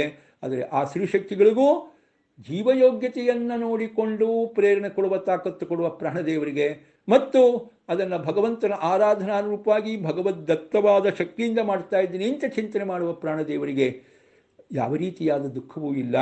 ಅವರಿಗೆ ಅದು ಭಗವಂತನ ಆರಾಧನೆ. ದೇವರಿಗೆ ಅವನಿಗೆ ವಿಚಾರ ಇಲ್ಲವೇ ಇಲ್ಲ. ಅವನು ಸರ್ವತಂತ್ರ ಸ್ವತಂತ್ರ, ಎಲ್ಲ ಕರ್ಮವನ್ನು ಮೀರಿದವನು. ಅವನು ಏನು ಮಾಡ್ತಾನೆ? ಅವನು ಒಂದು ರೀತಿಯಿಂದ ತಟಸ್ಥನಾಗಿ ಅವರವರ ಯೋಗ್ಯತೆ ಹೇಗಿದೆಯೋ ಹಾಗೆ. ಒಬ್ಬ ಯಾರು ತೋಟದಲ್ಲಿ ಬೀಜವನ್ನು ಬಿತ್ತೋ ರೀತಿಯಲ್ಲಿ, ಅದೇ ರೀತಿಯಾಗಿ ಸೃಷ್ಟಿಕಾಲದಲ್ಲಿ ಈ ಜಗತ್ತೆಂಬ ಒಂದು ತೋಟದಲ್ಲಿ ಎಲ್ಲ ಸಾತ್ವಿಕ, ರಾಜಸ, ತಾಮಸ ಜೀವಿಗಳೆಂಬ ಬೀಜಗಳನ್ನು ಬಿತ್ತಿ ಅವರೆಲ್ಲ ಬೆಳೀಲಿಕ್ಕೆ ಏನು ಬೇಕೋ ಆ ರೀತಿಯಾಗಿ ಗೊಬ್ಬರ ಹಾಕಿ ಅವರ ಕೈಲಿ ಆ ಕಾರ್ಯ ಮಾಡಿಸಿ ಆಯಾಯ ಫಲ ದೇವರು ಕೊಡ್ತಾನೆ ಅನ್ನೋ ವಿಶಿಷ್ಟವಾದ ಚಿಂತನೆಯಲ್ಲಿ ಯಾರಿಗೂ ಸ್ವಾತಂತ್ರ್ಯವಿಲ್ಲ. ಎಲ್ಲರೂ ಏನೇನು ಕೆಲಸ ಮಾಡ್ತಾರೋ ಅದೆಲ್ಲ ದೇವರ ಕೊಟ್ಟ ಶಕ್ತಿ ಸಾಮರ್ಥ್ಯದಿಂದ ಮಾಡೋದು. ತ್ವಮೇಕಃ ಸ್ವರಾಟ್ ಅಖಿಲಕಾರಕ ಶಕ್ತಿಧರ, ನೀನೊಬ್ಬನೇ ಸರ್ವತಂತ್ರ ಸ್ವತಂತ್ರ ಅಂತರ್ಯಾಮಿಯಾಗಿದ್ದು ಎಲ್ಲರ ಎಲ್ಲ ಕರ್ಮಗಳನ್ನೂ ನಿಯಂತ್ರಿಸುವವನು, ಶಕ್ತಿಯನ್ನು ನಿಯಂತ್ರಿಸುವವನು. ಆದ್ದರಿಂದ ಇನ್ನೊಂದು ವಿಚಾರ ಬಂತು. ಅಶಕ್ತರಾದ ಜೀವರಿಗೆ ನಿಷ್ಠುರವಾಗಿ ವಿಧಿ ನಿಷೇಧಗಳನ್ನು ಹೇರಿ ಹೆದರಿಸಿ ಬಲಾತ್ಕಾರವಾಗಿ ಕರ್ಮ ಮಾಡಿಸುವ ನಿಷ್ಕರುಣೀ ದೊರೆ ಶ್ರೀಹರಿಯಲ್ಲ. ನೋಡಿ, ಅಶಕ್ತರಾದ ಜೀವರಿಗೆ ನಿಷ್ಠುರವಾಗಿ ವಿಧಿ ನಿಷೇಧಗಳನ್ನು ಹೇರಿ ಹೆದರಿಸಿ ಬಲಾತ್ಕಾರವಾಗಿ ಕರ್ಮ ಮಾಡಿಸುವ ನಿಷ್ಕರುಣೀ ದೊರೆ ಶ್ರೀಹರಿಯಲ್ಲ. ಅವನು ಪ್ರೀತಿಯಿಂದಲೇ ವಿಧಿ ನಿಷೇಧಗಳನ್ನು ಮಾಡಿ ಅವುಗಳಿಗೆ ಅನುಸಾರವಾಗಿ ತನ್ನ ಪೂಜಾರೂಪವಾಗಿ ಸತ್ಕರ್ಮಗಳನ್ನು ತಾನೇ ಅವರಲ್ಲಿ ನಿಂತು ಮಾಡಿಸಿ ಫಲ ನೀಡುತ್ತಾನೆ. ಕರ್ಮ ಮಾಡಿಸಲು ಕರ್ಮಶಕ್ತಿಯನ್ನು ಜಾಗೃತಗೊಳಿಸಿ ನಿಯಂತ್ರಿಸುತ್ತಾನೆ. ಅಶಕ್ತರಾದವರಿಗೆ ಅಸಮರ್ಥರಾದವರಿಗೂ ಇದೆಯಾ ಅಂತ ನಿಜವಾಗಿ ಶಾಸ್ತ್ರದಲ್ಲಿ ಹಾಗೆ ಇಲ್ಲವೇ ಇಲ್ಲ. ಅಶಕ್ತರಾದವರು ಯಾವುದನ್ನೇ ಮಾಡಬೇಕು ಅಂತ ಶಾಸ್ತ್ರ ಹೇಳೋದೇ ಇಲ್ಲ. ನಾಶಕ್ಕೆ ಧರ್ಮಚೋದನ. ಯಾವುದು ಇಂಪಾಸಿಬಲ್, ಸಾಧ್ಯವಿಲ್ಲವೋ ಅದನ್ನು ಶಾಸ್ತ್ರ ಎಂದೂ ಕೂಡ ಹೇಳಲ್ಲ. ಮಾಡಲೇಬೇಕು ಅಂತ ಶಾಸ್ತ್ರ ಹೇಳಲ್ಲ ಯಾವತ್ತಷ್ಟೇ. ನಮ್ಮ ಫೈನಾನ್ಷಿಯಲ್ ಲಿಮಿಟ್ಟು, ನಮ್ಮ ಬಾಡಿ ದೇಹ ಏನಿದೆ ಅದರ ಲಿಮಿಟೇಷನ್ಸು, ನಮ್ಮ ಏಜ್ ಫ್ಯಾಕ್ಟರು ಎಲ್ಲನೂ ದೇವರು ಗಮನಕ್ಕೆ ತಗೊಂಡಿದ್ದಾನೆ ರೀ. ಆದರೆ ಪ್ರಾಮಾಣಿಕವಾಗಿ ನಾವು ಅದೆಲ್ಲವನ್ನು ನೋಡಿಕೊಂಡು ವೇದವಿಹಿತವಾದ ಕರ್ತವ್ಯಗಳನ್ನು ಎಷ್ಟಾಗುತ್ತೋ ಅಷ್ಟು ಮಾಡಿದ್ರೆ ಸಾಕು. ಚಳಿಯಾಗಿರ್ತಕ್ಕಂಥ ಡಿಸೆಂಬರ್ ಕಾಲದಲ್ಲಿ ಹಿಮಾಲಯದಲ್ಲಿ ಇದ್ದುಬಿಟ್ಟು ಅಲ್ಲಿ ಗಂಗಾ ಸ್ನಾನ ಮಾಡುವಂಥ ಏನು ಪಾಪ 80 ವರ್ಷದ ಮುದುಕನಿಗೋ, ಯಾರು 60 ವರ್ಷದವನಿಗೂ ಆಗಲ್ಲ, 30 ವರ್ಷದವನಿಗೂ ಅಲ್ಲಾಗಲ್ಲ, ಸಾಧ್ಯವಿಲ್ಲ. ಅದನ್ನು ಶಾಸ್ತ್ರ ಮಾಡುವಂತ ಹೇಳೋದಿಲ್ಲ, ಖಂಡಿತವಾಗಿ ಹೇಳೋದಿಲ್ಲ. ದೇವರೇ ನಾನು ಅಲ್ಲಿ ಸ್ನಾನ ಮಾಡಲಿಕ್ಕಾಗೋದೇ ಇಲ್ಲ, ಸ್ನಾನ ಮಾಡಲಿಕ್ಕೆ ಹೋದರೆ ಅಲ್ಲೇ ಕಥೆ ಮುಗೀತು ಅಂತಾದರೆ ದೇವರು ಹಾಗೆ ಮಾಡು ಅಂತ ಹೇಳಲ್ಲ. ಯಾಕೆಂದರೆ ಬದುಕು ಮುಖ್ಯ. ಸಾಧನೆ ಮಾಡಬೇಕಾದ್ರೆ ಶರೀರ ಬೇಕೇ ಬೇಕು. ಸಾಧನೆ ಶರೀರ ಇಲ್ಲದಿದ್ದರೆ ಏನೂ ಮಾಡಲಿಕ್ಕಾಗಲ್ಲ. ದೇವರು ಅದನ್ನು ಮಾಡು ಅಂತ ಹೇಳೋದಿಲ್ಲ. ಆ ರೀತಿ ನಿಷ್ಠುರವಾಗಿ ನಡೆದುಕೊಳ್ಳುವ ನಿಷ್ಕರುಣಿ ದೊರೆ ದೇವರು ಖಂಡಿತ ಅಲ್ಲ. ನಿಷ್ಕರುಣಿ ದೇವರು ಖಂಡಿತ ಅಲ್ಲ. ಅವನು ಪ್ರೀತಿಯಿಂದ ವಿಧಿ ನಿಷೇಧ. ಆಯ್ತಪ್ಪ, ನಾನು ಪ್ರೀತಿಯಿಂದ ಹೇಳ್ತಾ ಇದ್ದೀನಿ, ಯಾರ್ಯಾರಿಗೆ ಎಷ್ಟೆಷ್ಟಾಗತ್ತೋ ಅಷ್ಟು ಮಾಡಿ. ಎಲ್ಲ ವೇದವಿಹಿತ ಕರ್ಮಗಳು ಅಷ್ಟೇ. ಬಹಳ ಮುಖ್ಯವಾಗಿ ದೇವರೇ ಮಾಡಿಸಬೇಕು, ಶಕ್ತಿ ಸಾಮರ್ಥ್ಯ ಕೊಟ್ಟು ಮಾಡಿಸಬೇಕು. ಎಲ್ಲ ಕರ್ಮಗಳನ್ನು ಚಾಚೂ ತಪ್ಪದೆ ಚೆನ್ನಾಗಿ ವೇದದಲ್ಲಿ ಹೇಳಿದ ಹಾಗೆ ಮಾಡೋರು ಯಾರು? ಬ್ರಹ್ಮವಾಯುಗಳಿಬ್ಬರೇ. ಆಮೇಲಿಂದ ಬರೋರೆಲ್ಲ ಶಕ್ತಿ ಸಾಮರ್ಥ್ಯ ಕಡಿಮೆನೇ ಆಗೋದು. ಅವರೆಲ್ಲ ಸ್ವಲ್ಪ ಕಡಿಮೆನೇ ಮಾಡ್ಕೊಂಡು ಬರೋರು.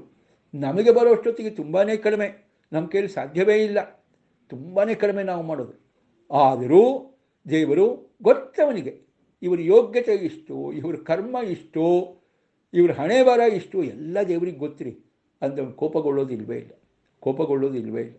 ಯಾವತ್ತೂ ಅಷ್ಟೇ ಅಲ್ವಾ?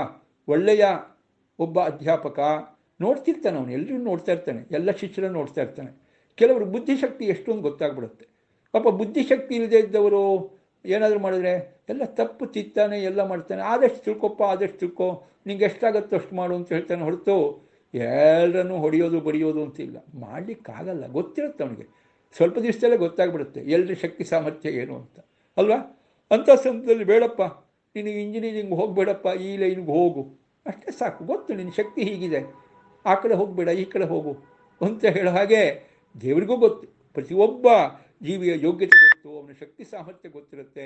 ಅದಕ್ಕೋಸ್ಕರವಾಗಿ ಎಲ್ಲ ಮಾಡಲಿಕ್ಕಾಗಿದ್ದರೆ ದೇವರೇನು ಕೋಪಗೊಳ್ಳೋದಿಲ್ಲ, ದೇವರೇನು ಕೋಪಗೊಳ್ಳೋದಿಲ್ಲ. ಎಷ್ಟಾಗತ್ತೋ ಅಷ್ಟು ಮಾಡಬೇಕು. ಅಲ್ಲಿ ನಮ್ಮ ಪ್ರಾಮಾಣಿಕತೆ ಮುಖ್ಯ, ನಮ್ಮ ಆನೆಸ್ಟಿ ಮುಖ್ಯ. ಆಯಿತಾ?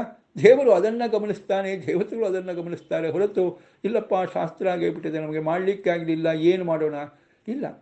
ಕೆಲವೊಂದು ಸಂದರ್ಭದಲ್ಲಿ ತಪ್ಪುಗಳಾದಾಗಲೂ ಅಷ್ಟೇ, ನಮ್ಮ ಹಿಂದಿನ ಕರ್ಮ ಪ್ರಕಾರ ತಪ್ಪುಗಳಾಗತ್ತೆ, ಅಲ್ಲೂ ಅಷ್ಟೇ ಪ್ರಾಮಾಣಿಕತೆ ಇರಲಿ, ಪಶ್ಚಾತ್ತಾಪ ಇರಲಿ.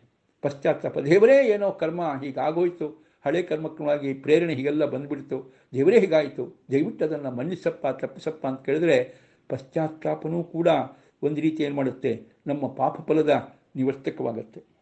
ಅದನ್ನೇ ಹೇಳಿದರು, ತ್ವಮೇಕಃ ಸ್ವರಾಟ್ ಅಖಿಲ ಕಾರಕ ಶಕ್ತಿಧರ. ಹೀಗೆ ದೇವರು ಸಜ್ಜೀವಿಗಳಿಗೆ ವಿಶೇಷವಾಗಿ, ಯೋಗ್ಯರಾದವರಿಗೆ ವಿಶೇಷವಾಗಿ ದೇವರು ಪ್ರೀತಿಯಿಂದಲೇ ವಿಧಿ ನಿಷೇಧಗಳನ್ನು ಮಾಡಿ ಅವುಗಳಿಗೆ ಅನುಸಾರವಾಗಿ ತನ್ನ ಪೂಜಾರೂಪವಾಗಿ ಸತ್ಕ್ರಮಗಳನ್ನು ತಾನೇ ಅವರಲ್ಲಿ ನಿಂತು ಮಾಡಿಸಿ ಫಲ ನೀಡ್ತಾನೆ. ಹೀಗೆ ಎಲ್ಲರಿಗೂ ಯಾರಪ್ಪ ನಿನಗೆ ತಾಕತ್ತು ಕೊಟ್ಟವರು ಅಂತ ಯಾರು ಪ್ರಹ್ಲಾದರಾಜರ ಹತ್ರ ಹಿರಣ್ಯಕ್ಷಿಪು ಪ್ರಶ್ನೆ ಮಾಡಿದಾಗ ಹೇಳಿರ್ತಕ್ಕಂಥ ಉತ್ತರ ಬಲಾನಾಂಬಲಂ. ಎಲ್ಲರಿಗೂ ಬಲ ಕೊಡೋನು ಯಾರು? ದೇವರೇ. ಜೋರು ಮಾಡೋ ಹಾಗೆ ನಿನಗೆ ತಾಕತ್ತು ಕೊಟ್ಟವನು ದೇವರೇ, ನೀನು ಜೋರು ಮಾಡಿದರೂ ಹೆದರ್ಕೊಳ್ಳದೆ ಇರಲಿಕ್ಕೆ ನನಗೆ ತಾಕತ್ತು ಕೊಟ್ಟವನು ದೇವರೇ ಅಂತ ಹಿರಣ್ಯಕ್ಷಿಪು ಹತ್ರ ಸವೈ ಬಲಂ ಬಲಿನಾಂಚ ಅಪರೇಶಾಂ ಅಂತ ಆ ಒಂದು ಉತ್ತರ ಏನು ಪ್ರಹ್ಲಾದರಾಜರು ಕೊಟ್ಟಿದ್ದಾರೆ ಅದೇ ಚಿಂತನೆ ಇಲ್ಲೂ ಬರುತ್ತೆ. ಯೇ ಅನಿಮಿಷಾಹ ತೇ ತವ ಬಲಿಂ ಉದ್ವಹಂತಿ.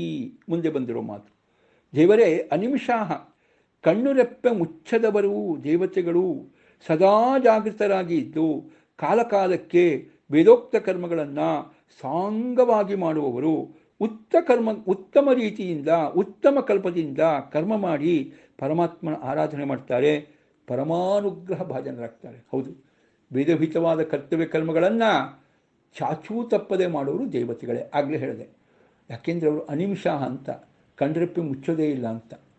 ನಾವು ನಿದ್ದೆ ಮಾಡ್ತೇವೆ, ನಿದ್ದೆ ಮಾಡ್ಬೇಕಾದ್ರೆ ಕಣ್ರೆಪ್ಪೆ ಮುಚ್ತೇವೆ, ಅಲ್ಲಿಗೆ ಮುಗಿದೋಯ್ತೀರಿ ನಮ್ಮದು. ನಿದ್ದೆ ಮಾಡ್ಬೇಕಾರಂತೂ ಎಲ್ಲ ಬಿಟ್ಟು ಹೋಗೋದು, ಬಿಡಿ ನಿದ್ದೆ ಮಾಡ್ಬೇಕಾದ್ರೆ ಯಾವುದು ಹೀಗೆ ಮಾಡಿ ಹಾಕಿ ಮಾಡಿ ವಿಧಿ ನಿಷೇಧ ಇಲ್ಲ.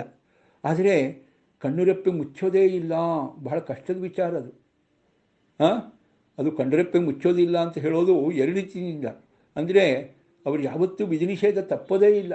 ಯಾಕೆ? ಕಣ್ಣುರೆಪ್ಪೆ ಮುಚ್ಚೋದೇ ಇಲ್ಲ. ಯಾವ ರೀತಿ ಕಾಯ್ತಾನೆ? ಯಾಕೆ ಕಣ್ಣು ಮುಚ್ಕೊಳ್ಳೋದೇ ಕಾಯ್ತಾನೆ ಅಂತ ಹೇಳ್ತೀವಲ್ಲ, ಯೋಧರಿದ್ದಾರಪ್ಪ ಕಣ್ಣು ಮುಚ್ಚದೇ ಕಾಯ್ತಾರೆ ಅಂತ. ಬಹಳ ಕಷ್ಟದ ವಿಚಾರ. ಹಾಗೆ ದೇವತೆಗಳು, ದೇವರು ಕರ್ತವ್ಯ ಕರ್ಮಗಳನ್ನು ಏನು ಕೊಟ್ಟಿದ್ದಾನೆ ಅದನ್ನು ಕಣ್ಣುರೆಪ್ಪೆ ಮುಚ್ಚದಂತೆ, ಅನಿಮಿಷ ಅಂತಲೇ ಅವರಿಗೆ ಹೆಸರು, ಆಯಿತಾ? ಕಣ್ಣುರೆಪ್ಪೆ ಮುಚ್ಚದವರು ಆ ರೀತಿ ತಮ್ಮ ಕರ್ತವ್ಯ ಕರ್ಮಗಳನ್ನು ಮಾಡ್ತಾರೆ. ಇಡೀ ಜಗತ್ತನ್ನು ನೋಡಿ, ಸೂರ್ಯ ಎಕ್ಸಾಕ್ಟ್ಲಿ ಸೂರ್ಯೋದಯ ಎಷ್ಟು ಗಂಟೆಗೆ ಆಗುತ್ತೆ ಅಂದರೆ ಅಷ್ಟು ಗಂಟೆಗೆ ಎಕ್ಸಾಕ್ಟ್ಲಿ ಆಗುತ್ತೆ. ಏನ್ರಿ ಇದು? ದೇವರ ಸಾಮ್ರಾಜ್ಯದಲ್ಲಿ ಯಾರೂ ಚಾಚು ತಪ್ಪೋ ವಿಚಾರ ಇಲ್ಲವೇ ಇಲ್ಲ. ಮುಂದೆನೂ ಬರುತ್ತೆ, ಮುಂದಿನ ಮಂತ್ರದಲ್ಲೂ ಆ ವಿಚಾರ ಬರುತ್ತೆ. ಆ ರೀತಿ ಅದ್ಭುತವಾದ ರೀತಿಯಲ್ಲಿ ಕರ್ತವ್ಯ ಕರ್ಮ ನಿರ್ವಹಣೆ ಮಾಡೋರವರು ದೇವತೆಗಳು. ಬ್ರಹ್ಮವಾಯುಗಳು ವಿಶೇಷವಾಗಿ, ಆಮೇಲೆ ಸ್ವಲ್ಪ ಕಡಿಮೆ ಆಗುತ್ತೆ, ಚೂಚೂರು ಕಡಿಮೆ ಆಗುತ್ತೆ, ಆಯಿತಾ? ದೇವತೆಗಳಲ್ಲಿ ನವಕೋಟ್ಯೋಹಿ ದೇವಾನಂ, 9 ಕೋಟಿ ದೇವತೆಗಳಲ್ಲಿ ಸಾಮಾನ್ಯವಾಗಿ ಎಲ್ಲರೂ ಕೂಡ ವಿಧಿ ನಿಷೇಧಗಳನ್ನು ತುಂಬ ಚೆನ್ನಾಗಿ ಪರಿಪಾಲನೆ ಮಾಡ್ತಾರೆ. ಅದಕ್ಕೋಸ್ಕರ ವಿಶೇಷವಾಗಿರ್ತಕ್ಕಂತಹ ಒಂದು ದಳದ್ವಯಾತ್ಮಕವಾಗಿರ್ತಕ್ಕಂತಹ ಮೋಕ್ಷ, ಅವರಿಗೆ ವಿಶೇಷವಾಗಿರ್ತಕ್ಕಂಥ ಸುಖ ಮೋಕ್ಷದಲ್ಲಿ. ಪರಮಾತ್ಮನ ಆರಾಧನೆಯನ್ನು ಉತ್ತಮ ಕಲ್ಪದಿಂದ ಮಾಡೋರು ಅವರೇ, ಅವರಿಗೆ ವಿಶೇಷವಾಗಿ ಭಾಜನರಾಗ್ತಾರೆ. ಆ ರೀತಿ ಮಾಡಿ ಅದಂತಿಚ ವೇದೋಕ್ತ ಕರ್ಮಗಳಿಂದ ತಮ್ಮ ಬಿಂಬಮೂರ್ತಿಯನ್ನು ಆರಾಧನೆ ಮಾಡಿ ಸಂತೋಷಗೊಳಿಸೋದ್ರ ಮೂಲಕ ಪ್ರತಿಬಿಂಬರಾದ ತಾವು ಕೂಡ ಸಂತೋಷ ಪಡ್ತಾರೆ. ಅದಂತಿ, ಅಂದರೆ ಚೆನ್ನಾಗಿ ತಿಂತಾರೆ ಅಂತ, ಚೆನ್ನಾಗಿ ಸುಖವನ್ನು ಇಲ್ಲೂ ಅನುಭವಿಸ್ತಾರೆ. ಅವರೆಲ್ಲ ಭಗವಂತನ ಅಪರೋಕ್ಷ ಜ್ಞಾನವನ್ನು ಚೆನ್ನಾಗಿ ಪಡೆದು ದೇವತೆಗಳ ಪದವಿಯಲ್ಲಿ ಇದ್ದಾಗಲೂ ವಿಶೇಷವಾಗಿರ್ತಕ್ಕಂಥ ಲೋಕಗಳು, ವಿಶೇಷವಾಗಿರ್ತಕ್ಕಂಥ ಸುಖ ಸೌಭಾಗ್ಯ ಸಂಪತ್ತು ಎಲ್ಲ ಇಲ್ಲೂ ಸಿಗತ್ತೆ, ಮೋಕ್ಷದಲ್ಲೂ ಕೂಡ ಪಡಿತಾರೆ. ಯಾಕೆ? ಬಿಂಬರೂಪಿ ಭಗವಂತನ ವಿಶೇಷವಾಗಿ ಮಾಡ್ತಾರೆ ಆರಾಧನೆಯನ್ನು. ಬಿಂಬರೂಪಿ ಭಗವಂತನ ಆರಾಧನೆಯನ್ನು ದೇವರು ತಮಗೆ ಕೊಟ್ಟ ಕರ್ತವ್ಯ ಕರ್ಮಗಳನ್ನು ಎಚ್ಚರಿಕೆಯಿಂದ ಪಾಲನೆ ಮಾಡಿ ಬಿಂಬರೂಪಿ ಭಗವಂತನ ಆರಾಧನೆಯನ್ನು ಚೆನ್ನಾಗಿ ಮಾಡ್ತಾರೆ. ಅದರ ಫಲವಾಗಿ ಪ್ರತಿಬಿಂಬರಾದ ತಾವೂ ಕೂಡ ಉತ್ತಮ ರೀತಿಯಿಂದ ಏನು ಮಾಡ್ತಾರೆ? ಇಲ್ಲೂ ಸುಖವನ್ನು ಅನುಭವಿಸ್ತಾರೆ, ಮೋಕ್ಷದಲ್ಲೂ ಸುಖವನ್ನು ಅನುಭವಿಸ್ತಾರೆ. ಯಾಕೆಂದರೆ ಎತ್ತುಗಳು ಯಜಮಾನನ ಸೇವೆಯನ್ನು ಚೆನ್ನಾಗಿ ಮಾಡಿದ್ರೆ ಯಜಮಾನ ಆ ಎತ್ತುಗಳ ಮೇಲೆ ವಿಶೇಷವಾಗಿ ಪ್ರೀತಿಯನ್ನು ಕೊಟ್ಟು ಹುಲ್ಲು ನೀರು ಮೊದಲಾದ್ದೆಲ್ಲ ಚೆನ್ನಾಗಿ ಕೊಡ್ತಾನೆ. ಇಲ್ಲಪ್ಪ, ನಾನು ಹೇಳಿದಾಗ ಕೇಳುತ್ತೆ, ನಾನು ಕರ್ಕೊಂಡು ಹೋದಾಗ ಬರುತ್ತೆ, ನಾನು ಹೇಳಿದ ಕೆಲಸ ಎಲ್ಲ ಮಾಡುತ್ತೆ, ಪಾಪ ಅವುಗಳನ್ನು ಸರಿಯಾಗಿ ನೋಡ್ಕೋಬೇಕು ಅಂತ ಹೇಳಿ ಎತ್ತುಗಳು ಯಾವ ರೀತಿ, ಪಶುಗಳು ಯಾವ ರೀತಿ ಯಜಮಾನನ ಮಾತನ್ನು ಕೇಳಿದಾಗ ಯಜಮಾನ ಯಾವ ರೀತಿ ಅವುಗಳ ಮೇಲೆ ಪ್ರೀತಿಯಿಂದ ಏನು ಮಾಡ್ತಾನೆ? ಹೆಚ್ಚೆಚ್ಚು ಅವುಗಳಿಗೆ ಹುಲ್ಲು ನೀರು ಕೊಡ್ತಾನೆ, ಅವುಗಳನ್ನು ಹೊಡಿಲಕ್ಕೆ ಬಿಡಲಕ್ಕೆ ಹೋಗೋದಿಲ್ಲ. ಆದರೆ ಯಜಮಾನನ ಮಾತನ್ನು ಕೇಳದೇ ಇದ್ದರೆ ಆಗ ಮಾತ್ರ ಹೊಡ್ತಾ ಬರುತ್ತೆ, ಸೋಂಬೇರಿಗಳಾದರೆ ಹೊಡ್ತಾ ಬರುತ್ತೆ. ಹಾಗೇಪ್ಪ ದೇವರು ಕೂಡ ಕರ್ತವ್ಯ ಕರ್ಮಗಳನ್ನು ಚೆನ್ನಾಗಿ ಮಾಡ್ತಕ್ಕಂಥವರು ದೇವತೆಗಳು. ಅವರಿಗೆ ಕಷ್ಟ ಕೊಡೋದೇ ಇಲ್ಲ ದೇವರು, ಅವರಿಗೆ ಕಷ್ಟ ಕೊಡೋದಿಲ್ಲ. ಬೇಕಾದಷ್ಟು ಸೌಭಾಗ್ಯವನ್ನು ಸುಖ ಸಂಪತ್ತನ್ನು ಇಲ್ಲೂ ಕೊಡ್ತಾನೆ, ಮೋಕ್ಷದಲ್ಲೂ ಕೊಡ್ತಾನೆ. ಆದರೆ ದೇವರ ಆದೇಶಗಳನ್ನು ಮೀರುವವರು ನಾವು ಅಂದರೆ ಯಜಮಾನನ ಮಾತನ್ನು ಮೀರುವ ಎತ್ತುಗಳು ಇದ್ದ ಹಾಗೆ, ಯಜಮಾನನ ಮಾತನ್ನು ಮೀರುವ ಪಶುಗಳು ಇದ್ದ ಹಾಗೆ. ಆಗ ಯಜಮಾನ ಒಂದು ರೀತಿ ಹೊಡೆಯೋದು ಬಿಡಿಯೋದು ಮಾಡ್ತಾನೆ. ಹಾಗೆ ದೇವರು ಕೂಡ ನಮಗೆ ಯಜಮಾನನ ಮಾತನ್ನು ಮೀರಿದಾಗ, ನಿಷಿದ್ಧ ಕರ್ಮಗಳನ್ನು ಮಾಡಿದಾಗ ಕರ್ಮಕ್ಕೆ ಅನುಸಾರವಾಗಿ ಕಷ್ಟಗಳನ್ನೆಲ್ಲ ಕೊಡ್ತಾನೆ. ಸುಖನೂ ಕೂಡ ಕಡಿಮೆನೆ. ಯಾಕೆ? ಯಜಮಾನ ಮಾತನ್ನು ಮೀರಿದ್ರಿಂದ. ಒಳ್ಳೆ ಕರ್ಮ ಮಾಡೋದಿಲ್ಲ, ಕೆಟ್ಟ ಕೆಲಸ ಮಾಡಿದರೆ ಯಜಮಾನ ಮಾತನ್ನು ಮೀರಿದಾಗೆ, ದೇವರ ಮಾತನ್ನು ಮೀರಿದಾಗ. ಎತ್ತುಗಳಿಗೆ ಯಜಮಾನನ ಮಾತು ಮೀರಿದಾಗ ಏನಪ್ಪ ಅಂದರೆ ಹೊಡ್ತಾ ಬಡ್ತಾ, ಜೊತೆಗೆ ಹುಲ್ಲು ನೀರು ಸರಿಯಾಗಿ ಸಿಗೋದಿಲ್ಲ. ಹಾಗೇನೇ ಇಲ್ಲೂ ಕೂಡ ಹೀಗೆ ಸಂ ಅದಂತಿ ಚ, ತಮ್ಮ ಬಿಂಬಮೂರ್ತಿಯನ್ನು ವೇದೋಕ್ತ ಕರ್ಮಗಳಿಂದ ಸಂತೋಷಗೊಳಿಸುವ ಮೂಲಕ ಪ್ರತಿಬಿಂಬರಾದ ದೇವತೆಗಳು ತಾವೂ ಕೂಡ ಸಂತೋಷ ಪಡ್ತಾರೆ.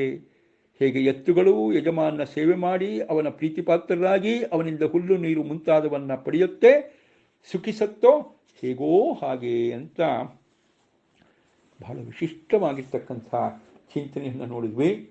ಇದರ ಮೂಲಶ್ರುತಿಯ ಬಗ್ಗೆ ಒಮ್ಮೆ ಗಮನ ಹರಿಸೋಣ. ಇದು ಆಗಲೇ ಹೇಳಿದ ಹಾಗೆ ಪರಿವಯಸೇ ವಶೂನಿವ ಎನ್ನುವ ಈ 15ನೆಯ ಪದ್ಯ, ಅದಕ್ಕೆ ಮೂಲಶ್ರುತಿಯಾಗಿರ್ತಕ್ಕಂಥದ್ದು ಆರುಣಿಶ್ರುತಿ ಅಂತ ಕರೀತಾರೆ. ವಯತಿಗಾ ಇವ ಸುರಾಧಿಕಾಹ ತನ್ಮನಸಃ ಜಗದಪುಂಚಚಯೋ ನ ಪರೇ, ಜಗದಪುಂಚುಚಯೋ ನ ಪರೇ, ಸ ಏಕ ಈಶಃ ಪರಿಪೂರ್ಣಶಕ್ತಿ ಬಲಿಂ ಹರಾ ಇತರೇಸ್ಯುಃ ಸುರಃ ಸುಖಿನಃ. ಆರುಣಿಶ್ರುತಿ ಶ್ರುತಿ ಹಾಗೆ ಅದು ಬೇರೆ ಬೇರೆ ಛಂದಸ್ನಲ್ಲಿರುತ್ತೆ. ಕೆಲವು ಸತಿ ಓದೋದು ಹೆಚ್ಚು ಕಡಿಮೆ ನಾನು ಮಾಡಿದ್ದೀನಿ ಅಂತ ನಿಮ್ಗೆ ಅನಿಸುತ್ತೆ. ಅದು ವಾಕ್ಯಗಳ ಸರಣಿಯೇ ಹಾಗೆ. ವಯತಿ ಗಾಯಿವ ಸುರಾಧಿಕಾಃ ತನ್ಮನಸಃ ಜಗದಪುಂಚುಚಯಃ ನ ಪರೇ, ಸ ಏಕ ಈಶಃ ಪರಿಪೂರ್ಣಶಕ್ತಿ ಬಲಿಂ ಹರಾಃ ಇತರೇಸ್ತುಃ ಸುರಾಃ ಸುಖಿನಃ ಅಂತ ಆರುಣಿಶ್ರುತಿ. ಆಗಲೇ ಹೇಳಿದ ಹಾಗೆ ಪಶುಗಳನ್ನು ಹೇಗೋ ಹಾಗೆ ದೇವಾದಿಗಳನ್ನು ವೇದವಚನಗಳಿಂದ ಬಂಧಿಸುವವನು ದೇವರು. ಭಗವಂತನಲ್ಲಿ ಮನಸ್ಸನ್ನಿಟ್ಟಿರುವ ದೇವತೆಗಳು ತಾವು ಶುಚಿಗಳಾಗಿದ್ದು ತಮ್ಮ ವಶಕ್ಕೆ ಬರುವ ಸಮಸ್ತ ಜಗತ್ತನ್ನು ಕೂಡ ಪವಿತ್ರೀಕರಿಸ್ತಾರೆ. ಭಗವಂತನಲ್ಲಿ ಅಭಕ್ತರಾದವರು, ಅವನನ್ನು ದ್ವೇಷ ಮಾಡುವವರು ಅಶುದ್ಧರು, ಅವರು ಜಗತ್ತನ್ನು ಪವಿತ್ರೀಕರಿಸಲಾರರು. ಭಗವಂತನೊಬ್ಬನೇ ಪರಿಪೂರ್ಣ ಸಾಮರ್ಥ್ಯವುಳ್ಳ ಪ್ರಭು. ಉಳಿದ ದೇವತೆಗಳು ಅವನಿಗೆ ಬಲಿಯನ್ನು, ಪೂಜೆಯನ್ನು ಸಮರ್ಪಣೆ ಮಾಡ್ತಾರೆ. ತಮ್ಮ ಅಂತರ್ಯಾಮಿಯಾಗಿರುವ ಆ ದೇವರಿಗೆ ಅರ್ಪಿತವಾದ ಆ ಒಂದು ಬಲಿಯಿಂದ, ಪೂಜೆಯಿಂದ ತಾವೂ ತೃಪ್ತರಾಗ್ತಾರೆ. ಇದಕ್ಕೆ ವಿಶೇಷವಾಗಿ ವಾಮನ ಪುರಾಣದ ಸಂವಾದವನ್ನು ಕೂಡ ಆಚಾರ್ಯರು ಕೊಟ್ಟಿದ್ದಾರೆ. ವಿಷ್ಣುನಾ ದೇವತಾ ಬದ್ಧಾ ವಿಷ್ಣವೇ ಚ ಬಲಿಪ್ರದಾ ವಿಷ್ಣು ಆಸಾಂ ಪತಿರ್ನಿತ್ಯಂ ನ ವಿಷ್ಣೋ ಬಂಧಕ ಕ್ವಚಿತ್ ಅಂತ ಅಲ್ಲಿ ಬರೋ ಮಾತು. ಏನು ಹೇಳ್ತಾರೆ? ವಿಷ್ಣುವಿನಿಂದ ದೇವತೆಗಳು ಬದ್ಧರಾಗಿದ್ದಾರೆ, ವಿಷ್ಣುವಿಗೆ ಬಲಿಯನ್ನು, ಪೂಜೆಯನ್ನು ಸಮರ್ಪಣೆ ಮಾಡ್ತಾರೆ. ಯಾವಾಗಲೂ ಅವರಿಗೆ ವಿಷ್ಣು ಅಧಿಪತಿಯಾಗಿದ್ದಾನೆ. ಆದರೆ ವಿಷ್ಣುವಿಗೆ ಅಧಿಪತಿಯಾದವನು, ವಿಷ್ಣುವನ್ನು ಕಟ್ಟಿ ಹಾಕುವವನು ಯಾರೂ ಇಲ್ಲ. ಅವನು ನಿತ್ಯ ಮುಕ್ತ. ಉಳಿದವರೆಲ್ಲ ಸಂಸಾರಕ್ಕೆ ಬಂದು ಸಂಸಾರದಿಂದ ಬಿಡುಗಡೆಯನ್ನು ಹೊಂದಿ ಮೋಕ್ಷಕ್ಕೆ ಹೋಗ್ತಾರೆ. ಆದರೆ ಮುಕ್ತಿಯಲ್ಲೂ ಭಗವಂತನ ಅಧೀನರಾಗಿರ್ತಾರೆ. ಆದರೆ ವಿಷ್ಣು ನಿತ್ಯ ಮುಕ್ತ. ಇನ್ನೊಬ್ಬರ ಅನುಗ್ರಹದಿಂದ ಮೋಕ್ಷಕ್ಕೆ ಹೋಗೋದು ಅಂತೂ ಇಲ್ಲ. ಅವನನ್ನು ಸಂಸಾರದಲ್ಲಿ ಕಟ್ಟಿ ಹಾಕೋ ವಿಚಾರ ಇಲ್ಲವೇ ಇಲ್ಲ. ಮುಕ್ತಿಯಲ್ಲೂ ಅವನೇ ಎಲ್ಲರಿಗೂ ನಿಯಾಮಕ, ಅವನಿಗೆ ನಿಯಾಮಕ ಇನ್ನೊಬ್ಬನಿಲ್ಲ ಅನ್ನೋ ವಿಚಾರವನ್ನು ವಿಶೇಷವಾಗಿ ನಾವು ಎಲ್ಲಿ ನೋಡ್ತೇವೆ ಅಂತ ಬಂದಾಗ ವಾಮನ ಪುರಾಣದಲ್ಲಿ ನೋಡ್ತೇವೆ. ಜೊತೆಗೆ ಐತರೇಯೋಪನಿಷತ್ತಿನಲ್ಲೂ ಕೂಡ ಈ ಒಂದು ಮಾತು ಬರುತ್ತೆ. ತಸ್ಯ ವಾಕ್ತಂತಿರ್ನಾಮನಿ ದಾಮಾನಿ ತದಶ್ಚೇದಂ ವಾಚಾ ತಂತ್ಯ ನಾಮಭಿಹಿ ದಾಮಭಿಹಿ ಸರ್ವಂ ಸಿತಂ ಸರ್ವಂ ಹೀದಂ ನಾಮಾನಿ ಅಂತ ಬಹಳ ಸುಂದರವಾದ ಚಿಂತನೆ ಬರುತ್ತೆ. ನಾವು ಮುಂದೆ ಐತರೇಯೋಪನಿಷತ್ತಿನ ಪಾಠದ ಸಂದರ್ಭದಲ್ಲೂ ಕೂಡ ಅದರ ವಿವರಣೆಯನ್ನು ನೋಡಬಹುದು ಅಂತ ಹೇಳ್ತಾ, ಅನೇನ ಭಾಗವತ ಶ್ರುತಿಗೀತಾ ಚಿಂತನೇನ ವಿಶ್ವೇಶತೀರ್ಥಗುರುವಂತರ್ಗತ ವಿದ್ಯಾಮಾನ್ಯತೀರ್ಥಗುರುವಂತರ್ಗತ ರಾಘವೇಂದ್ರತೀರ್ಥಗುರುವಂತರ್ಗತ ಸಮಸ್ತ ತತ್ವದೇವತಾಂತರ್ಗತ ಭಾರತೀರಮಣ ಮುಖ್ಯಪ್ರಾಣಾಂತರ್ಗತ ಇಷ್ಟದೇವತಾ ಕುಲದೇವತಾತ್ಮಕಃ ರಾಮಕೃಷ್ಣ ವೇದವ್ಯಾಸಾತ್ಮಕಃ ಲಕ್ಷ್ಮೀ ಹಯಗ್ರೀವಾತ್ಮಕಃ ಬಿಂಬರೂಪೀ ಪರಮಾತ್ಮಾ ಪ್ರಿಯತಾಂ ಸಮಸ್ತ ದೇಶಕಾಲ ಅವಸ್ಥಾ ನಿಯಾಮಕ ಭಿನ್ನಃ ಬಿಂಬರೂಪೀ ಪರಮಾತ್ಮಾ ಪ್ರಿಯತಾಂ ಪ್ರೀತೋ ವರದೋ ಭವತು. ಶ್ರೀಕೃಷ್ಣಾರ್ಪಣಮಸ್ತು. ಅಕ್ಷಯಂ ಕರ್ಮ ಯಸ್ಮಿನ್ ಪರೇಸ್ವರ್ಪಿತಂ ಪ್ರಕ್ಷಯಂ ಯಾಂತಿ ದುಃಖಾನಿ ಯನ್ನಾಮತಃ ಅಕ್ಷರೋ ಯೋಜರಃ ಸರ್ವದೇವಾಮೃತಃ ಕುಕ್ಷಿಗಂ ಯಸ್ಯ ವಿಶ್ವಂ ಸದಾ ಅಜಾದಿಕಂ ಪ್ರೀಣಯಾಮೋ ವಾಸುದೇವಂ ದೇವತಾಮಂಡಲಾಖಂಡಮಂಡಲಂ ಪ್ರೀಣಯಾಮೋ ವಾಸುದೇವಂ ಅಚ್ಯುತಾಯ ನಮಃ ಅನಂತಾಯ ನಮಃ ಗೋವಿಂದಾಯ ನಮಃ ಅಚ್ಯುತಾಯ ನಮಃ ಅನಂತಾಯ ನಮಃ ಗೋವಿಂದಾಯ ನಮಃ ಅಚ್ಯುತಾನಂತ ಗೋವಿಂದೇಭ್ಯೋ ನಮೋ ನಮಃ ಹರಯೇ ನಮಃ ಹರಯೇ ನಮಃ ಹರಯೇ ನಮಃ. ಕೃಷ್ಣಾರ್ಪಣಮಸ್ತು.